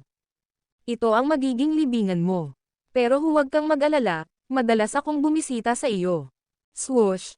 Pagkahinto ng boses ni Trip Greer, bigla siyang sumulpat na parang palaso, ang kanyang twin blade ay lumikha ng isang umuugong na tunog sa hangin, ang bilis ng kanyang talam ay napakabilis. Malinaw na malinaw kay Everest Zoc na si Trip Greer, na nakamit na ang Grandmaster level, ay papatayin siya sa loob ng 10 galaw, kaya naman, sa oras na ito, wala siyang balak na hayaang magpakita si Yusuf Zoc. Trip Greer, kahit mamatay ako ngayon, sa loob ng ilang taon, ipaghihiganti ako ng kaibigan ko, sabi ni Everest Zoc, habang kinakausap si Yusuf Zoc. Ibig sabihin ay dapat manatiling nakatago si Yusuf at, kung gusto niya itong ipaghiganti, dapat niyang pabagsakin si Trip Greer sa loob ng ilang taon. Whoosh! Sumugod din si Everest Zoc. Ang pagsalpukan ng mga armas at pagpapalitan ng malalakas na suntok, na dulot ng kanilang inner strength, ay nagpakaluskos ng malakas sa nakapalibot na damuhan. Parehong lalaki ay may malalakas na aura, at kapag nagbanggaan ang mga aura na iyon, nagresulta ito sa isang panlabas na pagsabog ng enerhiya, na lumilikha ng mga agos ng hangin. Bang! Bang! Pagkatapos ng dalawang mabilis na palitan ng suntok, biglang natamba ang 9-ring Great Blade ni Everest Zoc, at umiwas si Trip Greer. Itinutok ang isang talam patungo sa puso ni Everest Zoc at hiniwa ang isa pa sa leeg nito. Hindi maganda. Nang makita ito ni Yusuf Zoc, nanindigan ang kanyang balahibo, hindi niya inaasahan na sa loob lamang ng halos 4 na galaw, natalo at nawalan ng armas si Everest Zoc. Hoy! Dahil alam niyang parang sinulid na ang buhay niya, inihilig ni Everest Zoc ang katawan niya paatras at sumigaw, muntik nang iwasan ang patalim na tumama sa leeg niya, kahit nalantad ang dibdib niya. Thump! Tumagos ang espada ni Trip Greer sa kanyang balikat, mga 12 sentimetro mula sa kanyang puso. Ang pakikibakang ito na may bahid ng buhay at kamatayan ay nasa bingit ng panganib. Bang! Habang nakahilig ang katawan ni Everest Zoc, at sa sandaling siya ay sinaksak, malakas niyang sinipa ang binti ni Trip Greer, dahilan para matamba ang buong katawan ni Trip Greer, halos matamba sa lupa. Haha, hindi mo nga kayang hawakan ng matatag ang kutsilyo. Paano mo ako lalabanan? Humagalpak ng tawa si Trip Greer. Dati, noong lumaban siya kay Everest Zoc, pantay ang kanilang laban, at medyo mahina pa nga siya. Pero ngayon, pagkatapos lamang ng 4 na galaw, malubhang nasugatan si Everest Zoc, kaya't walang hanggan ang kanyang pananabik. Ang kaharian ng isang Grandmaster, walang kapantay sa mundo. Sa oras na ito, tumalon na pababa si Yusuf Zoc, ngunit hindi siya palihim na umatake mula sa likuran ni Trip Greer, sa halip, tahimik siyang umikot papunta sa Everest Zoc. Sa isang tulad ni Trip Greer, malamang ay mararamdaman niya ito sa sandaling itinaas mo ang iyong espada, at bago pa man tumama ang iyong espada, nakaganti na siya. Kaya, ang isang palihim na pag-atake ay nangangailangan din ng estratehiya. At ang dahilan kung bakit umikot si Yusuf Zoc malapit sa Everest Zoc ay upang maaga ng Everest ang atensyon ni Trip Greer, sa ganoong paraan, kahit na gumawa ng ingay si Yusuf, ipagpapalagay ni Trip na iyon ang Everest. Mabilis, habang hawak ni Everest Zoc ang kanyang balikat at umatras, lumapit na si Yusuf Zoc mula sa likuran. Tila naramdaman ito ni Everest Zoc ngunit hindi siya lumingon. Everest Zoc, mamamatay ka. Muling iwinawagayway ni Trip Greer ang kanyang twin blade, sinugod si Everest Zoc, na walang armas noong mga panahong iyon. Umiwas, bigla, nang malapit nang marating ni Trip Greer ang Everest Zoc, malakas na sumigaw si Yusuf Zoc sa kanyang tainga. Mabilis na gamulong sa lupa si Everest Zoc, umiwas sa kanang bahagi. Swoosh! Umalangaw-ngaw ang tunog ng pagbunot ng espada, at sa sumunod na segundo, kasabay ng isang swish, si Yusuf Zoc, na biglang sumulpat mula sa likuran ni Everest Zoc gamit ang sining ng invisibility, ay sinamantala ang kawalang malay at pagkabulag ni Trip Greer, at tinamaan gamit ang kanyang espada diretso sa kanyang dibdib. Nako, hindi iyon ang nakakapanlumo at nakakahawang suntok na naisip niya, napakabilis na tumugon ni Trip Greer. Halos sandaling narinig niya si Yusuf Zoc na bumunot ng espada, huminto siya at saka umatras. Medyo huli na ang kanyang pag-atres, kaya't natanggap pa rin niya ang isang saksak sa kanyang dibdib mula kay Yusuf Zoc, isang tinatayang 30 sentimetrong sugat mula itaas hanggang ibaba na nag-iwan ng puting laman na nakalantad, at pagkatapos ay nagsimulang bumulwak ang dugo mula sa sugat. Ninja, nakipagsabuatan ka ba sa mga batang Hapones na iyon?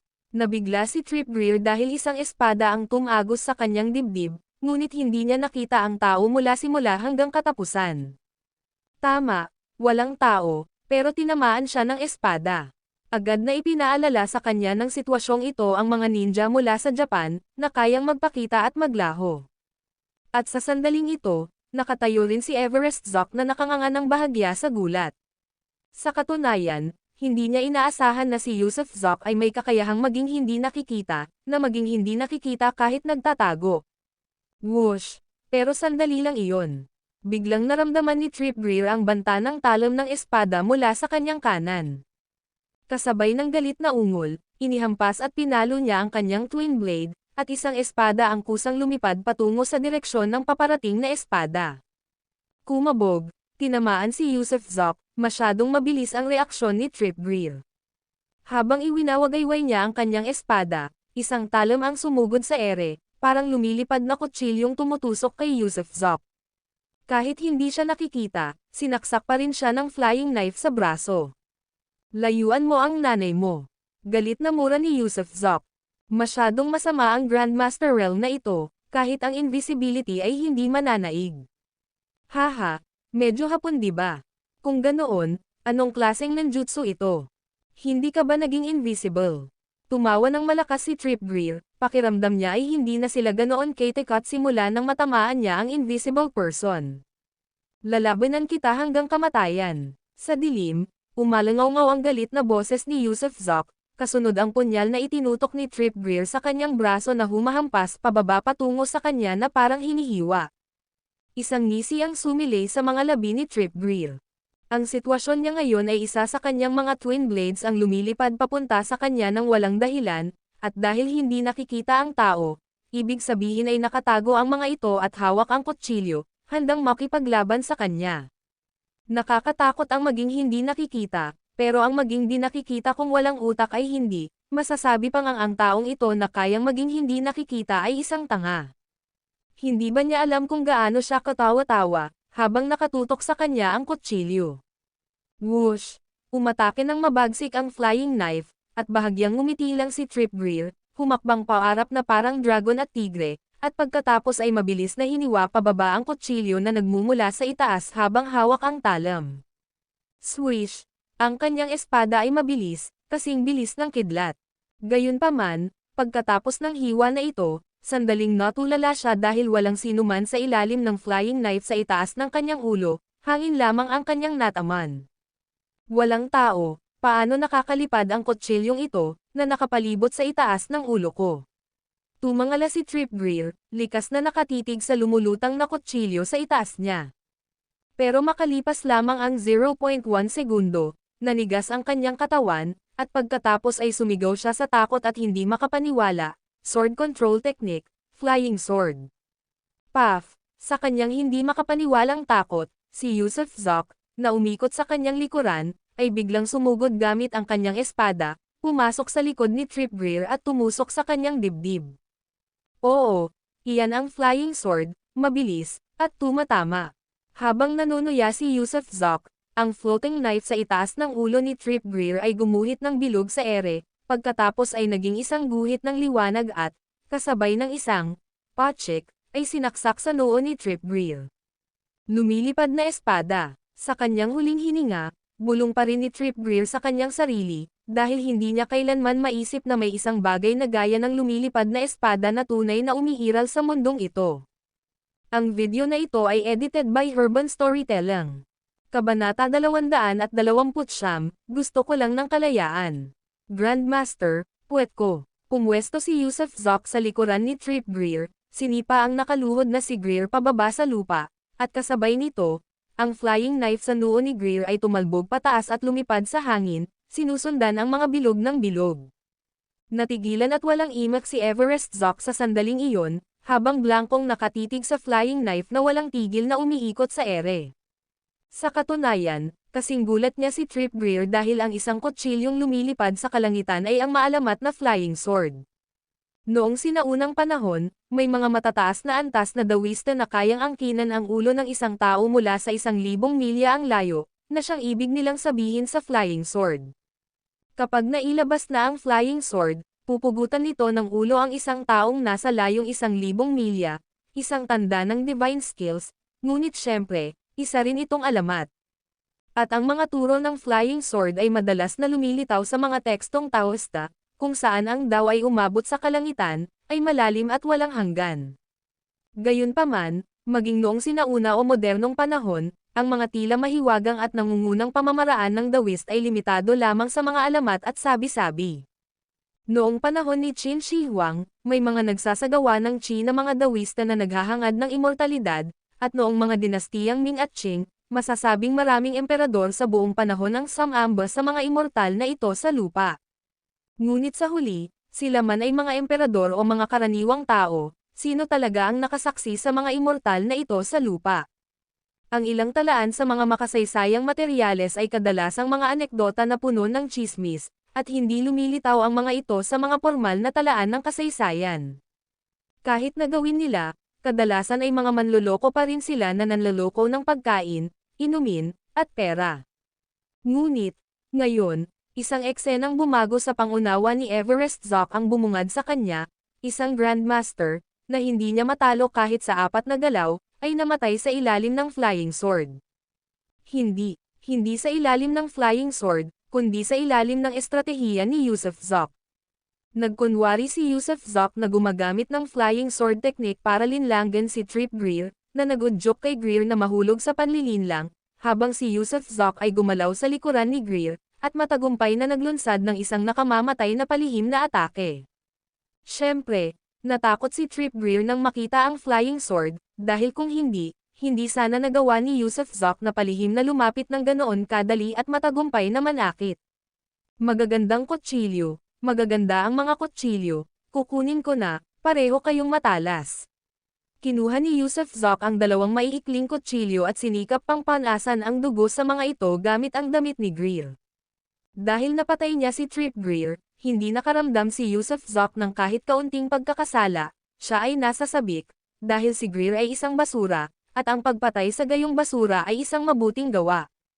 Kung hindi patay si Greer, sino ang nakakaalam kung ilan pang tao ang masasaktan niya sa hinaharap? At ang pinakamahalaga, ang mga taong iyon ay mga bata. Yusuf Zok, ikaw, paano mo nagawa iyon? Paano ka naging invisible? Paano mo na-control ang espada? Walang kamalay-malay na tanong ni Everest Zoc, habang nakaupo sa lupa. Ninjutsu yan, hindi invisible. Tungkol naman sa flying sword, may maibubunyag ako ng kaunti sa iyo, pero hindi masyado, sabi ni Yusuf Zoc, nagkunwaring malalim ang iniisip. Sabihin mo, hindi ako mangungulit. Agad na tumanggaw si Everest Zoc. Noong ako'y 15 taong gulang, sa aming bayan na Jingyanggang, kung saan nakipaglaban si Wusong sa tigre sa bundok, naglaro ako sa kabundukan, at kalaunan ay nahulog sa isang lambak. Pagkatapos ay naligtas ako, at ang taong nagligtas sa akin ang nagturo sa akin ng mga kasanayang ito. Itinuro rin niya ang ninjutsu, na hindi naman talaga pagiging hindi nakikita, isa lamang itong panlilinlang sa mata. Isang retrato na may kahangahangang mga kakayahan. Nagdududa si Everest Zoc, habang si Yusuf Zoc ay tila hindi nagbibiro. Baka hindi ka maniwala kung sasabihin ko sa iyo. Sabi ni Yusuf Zoc nang may mapait na ngiti, isa lamang mamumutol ng kahoy ang taong iyon, malayong-malayo sa hitsura ng isang retrato na may kahangahangang mga kakayahan. Nakasuot siya ng punit-punit na damit, hindi siya isang matandang lalaking may puting balbas at puting buhok. Sa katunayan, nakakita ako ng kuto sa ulo niya. Siya ang nagturo sa akin, pero nang hanapin ko siya kalaunan, hindi ko na siya nakita muli. Sinabi rin niya sa akin na kung gusto kong manatiling buhay, hindi ko dapat kailanman ipakita ang mga sikreto ko sa iba. Pero ngayon lang, wala na talaga akong ibang pagpipilian. Kuya, huwag mong sasabihin kahit kanino ang mga sikreto ko, ha? Nagsasabi ka ba ng totoo? Puno ng kawalan ng paniniwala ang mukha ni Everest Zoc, hindi kailanman seryoso si Yusuf Zoc, at kung minsan ay mahirap siyang makilala ang katotohanan mula sa kathang isip. Sige, tanggapin mo na lang na parang gawa-gawa ko lang ang lahat. Sige, huwag ka nang magtanong, at huwag mo ring sabihin kahit kanino. Umiling si Yusuf Zoc at sinabing, "Siyempre, hindi ko sasabihin kahit kanino." Tumanggo si Everest Zoc at bumantong hininga, "Kung wala ka ngayon, dito na sana natapos ang buhay ko. Kaya mo pa bang maglakad? Ano ang dapat nating gawin sa taong ito?" Itinuro ni Yusuf Zoc si Trip Greer na nasa lupa. "Halughugin mo ang katawan niya, tingnan mo kung mayroon siyang mga libro tungkol sa masamang paraan ng paglilinang. Dapat sirain ang mga bagay na iyan." "Ah, sige." Paulit-ulit na tumanggo si Yusuf Zoc. Kailangan talagang sirain ang mga pamamaraan para sa pagsasagawa ng masamang paglinang, o kung may ibang makakahanap sa mga ito, baka may isa pang Trip Greer. Wala, kahit kaunting pera wala sa kanya. Ilang sandali pa, matapos halughugin ang buong katawan ni Trip Greer, ngumiti ng mapait si Yusuf Zoc. Malinis si Trip Greer, wala ni isang sikretong manual o kahit isang sentimo sa kanyang pangalan. Wala. Pinaikit ni Everest Zoc ang kanyang mga mata at bamulong, kung gayon kailangan nating halughugin ang bahay niya sa publiko. Narito ang plano, isasama mo ako sa county, at pagkatapos ay magmaneho ka pabalik sa kabisera ng mag-isa. Kapag naayos ko na ang mga nangyari pagkatapos ng lahat, sasakay na ako ng eroplano pabalik. Nako, kung alam lang natin, edi sana lumipad na lang tayo papunta rito imbes na magmaneho. Mura ni Yusuf Zoc. Tumawa si Everest Zoc, "Alam mo, maginhawa ang pagmamaneho. Kung hindi, paano natin haharapin ang malalaking bundok na ito? Maglalakad na lang ba tayo?" "Tara na," sabi ni Yusuf Zoc habang tinutulungan niyang makatayo si Everest Zoc.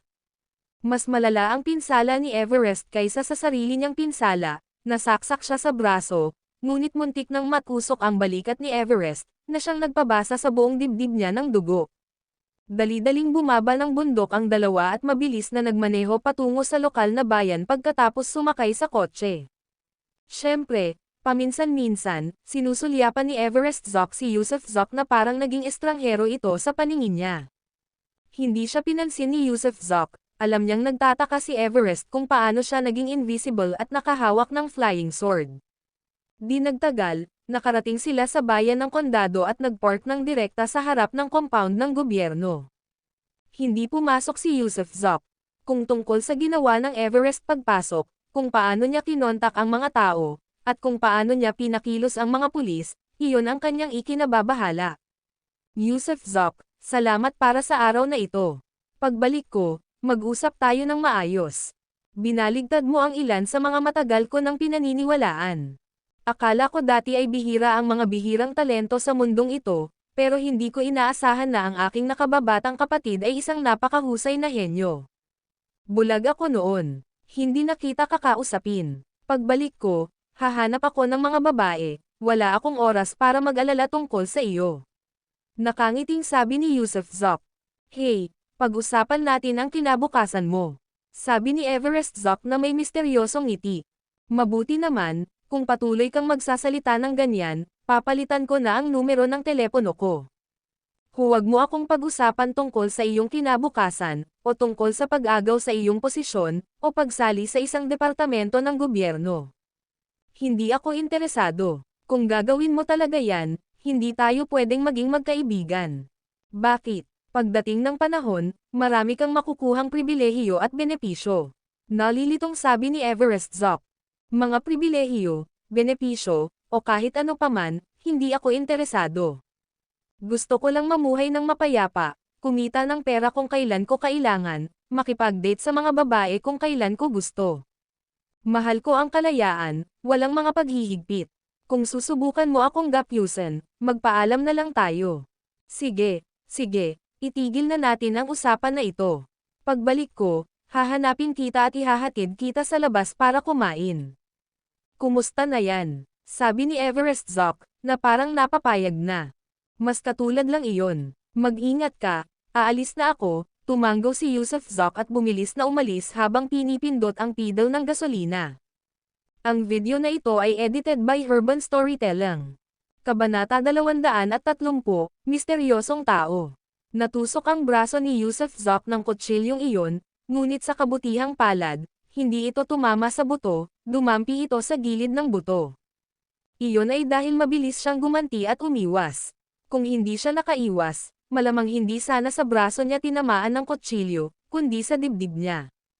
Kailangang aminin na ang mga Grandmaster ng Internal Martial Arts ay mga halimaw, naabot na nila ang antas ng paggamit ng Qigong para kontrolin ang puwersa, na lumalabag sa natural na agham.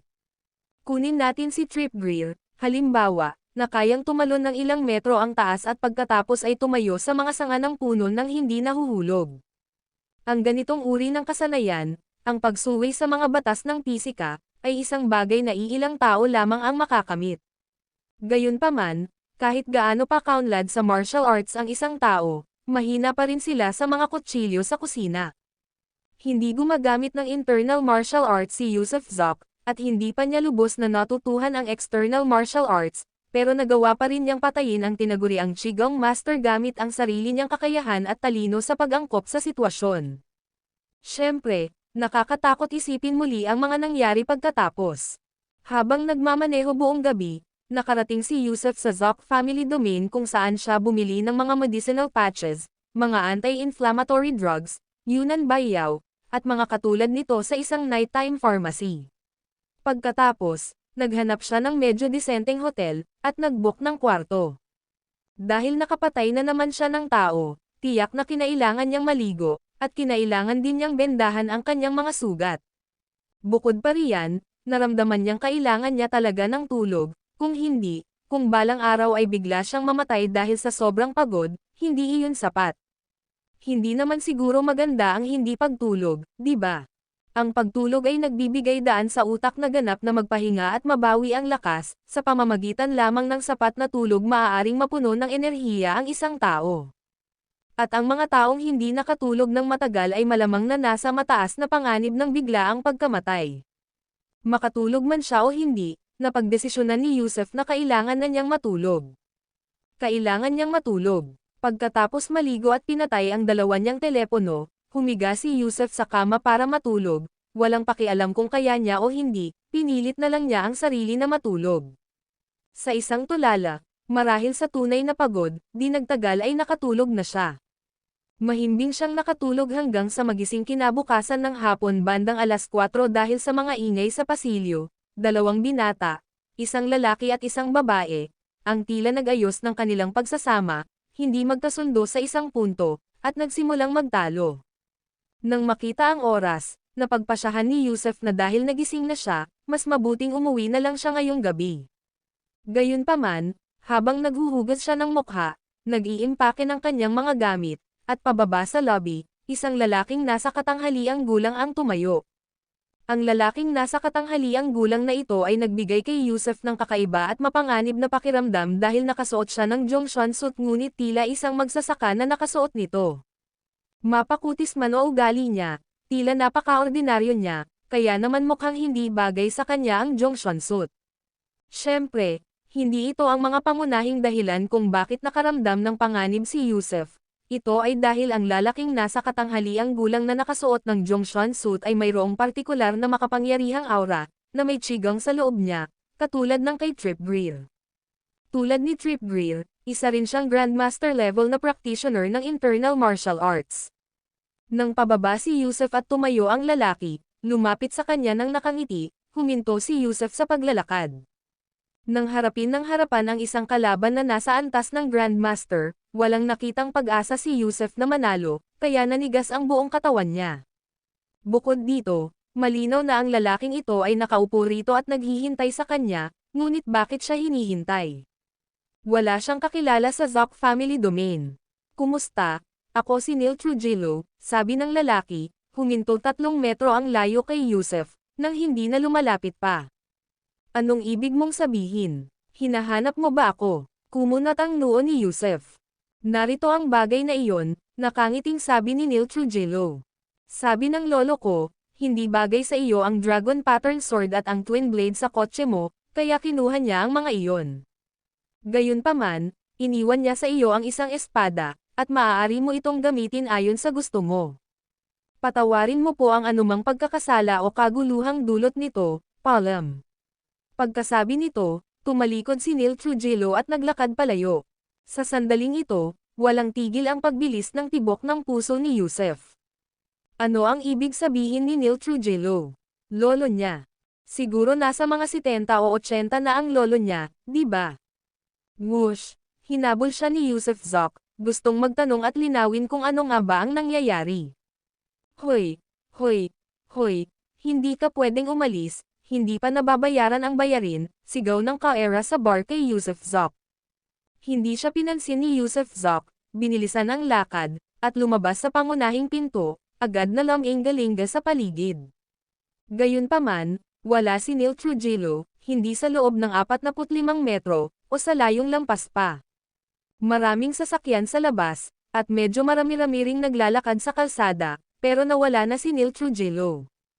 Bahala na. Mura ni Yusef Zoc, galit na galit sa sitwasyon. Hinabol siya ng Kaera, at si Yusef Zoc, matapos sumulyap sa kanyang kotse, ay lumingon at sumunod sa Kaera pabalik para bayaran ang singil. Maya-maya pa, sumakay si Yusef Zoc sa kanyang Land Rover at nakita niya sa likurang upuan ang isang espada. Isang espada na nakabalot sa punit na mga piraso ng tela. Kung tungkol naman sa kanyang dragon pattern sword at twin blade, pareho silang nawala ng walang bakas. Hindi masyadong mahaba ang espada sa likurang upuan, mga 1.5 talampakan, wala pang 2 talampakan para maging eksakto. Dahil nakabalot ito sa tela, hindi matukoy ni Yusef Zoc kung ano ang espesyal sa espadang ito, kaya inabot niya ang kanyang telekinesis para suriin ito.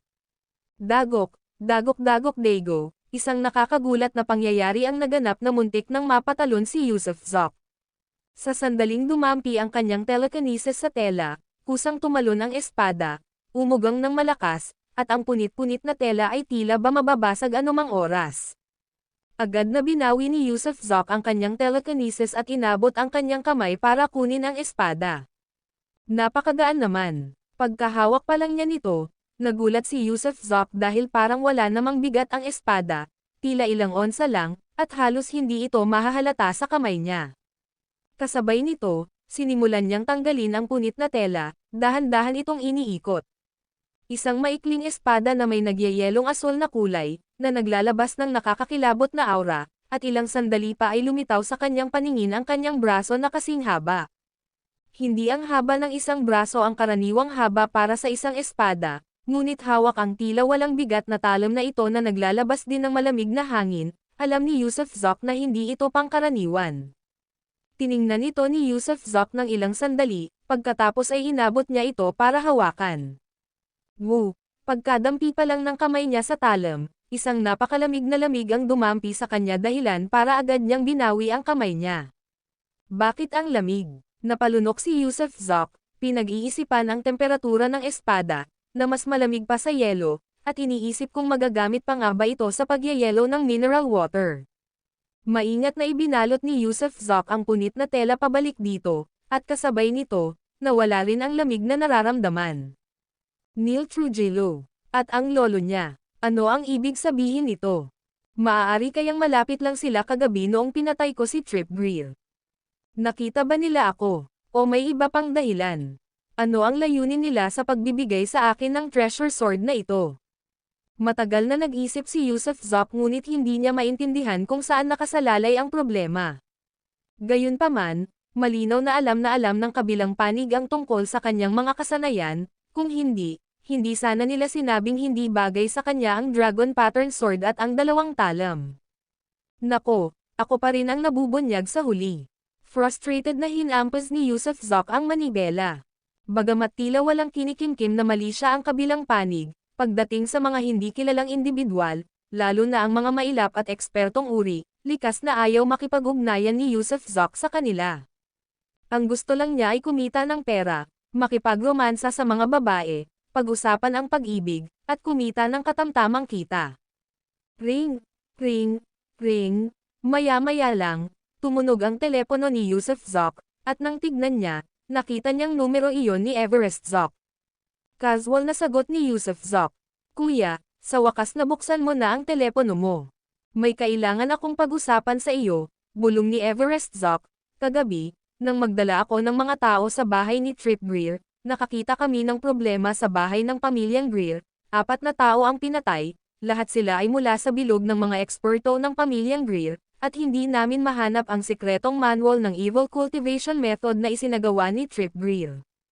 Ayon sa mga salaysay mula sa pamilyang Greer, ang 4 na taong ito ay namatay pagkatapos naming patayin si Trip Greer at umalis. Naiintindihan ko, huminga ng malalim si Yusuf Zok. Ang maliit na burol na iyon kagabi ay hindi lang kaming dalawa, may iba pa.